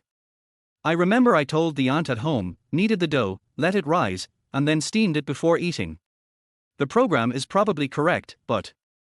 I said, "Will it be too late? It will take a long time." And Yushan said, "I know, but my dad can arrive later, so it doesn't matter if we leave later." I thought, and Xingyi can arrive late, but I can't. My business is not that big. Never mind. It won't affect anything anyway. The media won't arrive until the evening. It doesn't matter if I'm a little late in the morning. At most I'll get scolded by those guys behind my back. I said, "Okay, let's get started." And Yushan was a little unfamiliar with the technique, but he managed to do it with ease and composure. I asked, "Are you afraid of getting your clothes dirty?" "Afraid?" And Yushan said without hesitation. I could see that she brought me here on a whim and had no serious intention at all. I recalled that when passing by the kitchen in the house, and Yushan paused, as if he wanted to go in and see someone inside. At that time, Zhang Shui must have been eating breakfast there. She didn't want me to meet Zhang Shui, so she brought me here on a whim. The flower stirred up circles of dust in the air. I asked in Yushan, there's a scarf over there. Do you want to wear it? I don't have any free hands. I picked up the apron and put it on her. And Yushan paused and said, thank you. The sound is soft, like a mosquito's buzz. She worked for a while, and then her hands got sore, so I took over. At this time, there was no flying flour, but there was some on the edge of the chopping board, which always rubbed off on my clothes. And Yushan washed her hands, untied her apron, and put it on me. I felt her arms go around my sides and I said, I wish time would stop right here. Because you feel that this moment is peaceful and tranquil. No, because at this moment you touched me. Very soft. Exclamation point. And Yushan blushed and stood up quickly. I turned to look and she turned her back to me, making me look down on her face. At this time, Yushan's cell phone rang. It was Xingyi. She told Xingyi that she would be in for a while, but only 3 or 2 minutes after she hung up, and Xingyi came to her. He said, yeah, is there much noodles? Can daddy come and eat with us? And Yushan was ruthless and said, no. And Xingyi walked in as if he didn't hear me. His fat body pushed me aside and he helped in Yushan. I was silent. Let him be. But, so Zhang Shui and her daughter ate it themselves. Then, and Yushan changed his position and came to my side. And Xingyi was very distressed. He said sullenly, Beiren Charity Association, your aunt said that you should take Zhang Shui there to broaden your horizons. What do you think? And Yushan said, no problem. She just disliked her sister Zhang Shui, but she didn't dislike or hate her to the point of being disgusted or even angry with her. But I know that Xingyi is asking me. I met his gaze and said, that's fine. It will be easier for you to see. Maybe Zhang Shui was not old enough to take the initiative to get involved in these things before, maybe there was no factor of my activities involved, or maybe because Xingyi did not pay attention to the communication between the two little girls, he might have really not noticed the bad intentions of Zhang Shui and her daughter before. And Yushan, And Xingyi, yeah. I smiled at Yushan and said, it's almost done. And Yushan looked at the noodles carefully and said, it's okay. She made the dough rise, and the 3 of us sat at the stone table in the green space in front of the window. I took out my phone and saw that there were many unread messages in the Beiren Charity Foundation group. At the moment, the big boss hasn't joined the group yet, and everyone is just chatting and saying whatever they want to say. But I found that I had somehow become the center of conversation. Mr. Chen, do you think you are so powerful? Why don't you come now? That's right, if you don't know, you would think he has monopolized the entire industry. In my industry, there are 2 other companies competing with me in City X, Cheese and Xiong's. We have always been in a competitive relationship, and people jokingly call it a 3-legged tripod. But it shouldn't be to the point where others are hostile towards me, right? I slid up and found out the truth. It was the bosses of the Xiong and Qi families who were causing trouble. Chapter 28, Tricks. They fanned the flames, saying that they heard from the grapevine that I was transferring a large amount of assets, laying off employees and changing the system internally, and was going to start other businesses. Now some people can't sit still anymore. City X is only that big, and if I want to squeeze in, it means their space will become smaller. Then, Xiong and Qi said, I really want to expand and strengthen the business, and start to act like a big boss. As a result, many people who had disliked me for a long time or who had competed with me for business were malicious and aggressive towards me in both overt and covert ways. Later, I didn't pay attention to the messages and didn't reply. Maybe most people naturally thought that I was not in the group. In addition, they were in a separate VIP waiting room and the event had not started yet, so they were relatively free, so they just started chatting. I don't know who started cursing at me first, but when I looked at it now, it was obvious and direct. Xiongxia said, this Mr. Chen has always been a disgusting thing. I said, you too, Xiongxia. Then the group became eerily quiet. Har, I feel so happy. Unexpectedly, the next second, Xiongxia said, damn it, I let you see it, it's not like I haven't scolded you in person before. He said, damn you Mr. Chen, what's wrong with me scolding you? Xiongxia is the new leader of the Xiong family. He is young and energetic, and has a bad temper. Everyone knows that they are all well-known people, so they would not curse each other like this. But the funny thing about this matter is that Xiongxia has a bad temper. After being caught cursing people behind their backs, he became furious and embarrassed. It really damages the image of our own company. And now, many people are peeking at the screen to watch the joke. Xiongxue has a bad reputation, but I, Mr. Chen, still have some dignity, so I can't possibly fight with him. Seeing that I didn't reply, he cursed even harder, saying, "Are you silent? Are you a coward? Come out, Mr. Chen." At the same time, some people in the group who had a cooperative relationship with me started to speak up and advised Xiongxue not to be too angry. Someone asked, "Did the Xiong family train such a successor?" I said, 20-somethings are the age when things can no longer be hidden. Don't blame him. Maybe Xiong has his own ideas about training a successor.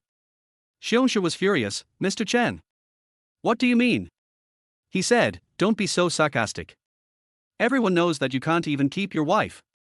You've been cuckolded." My pupils shrank. How come he even knows this?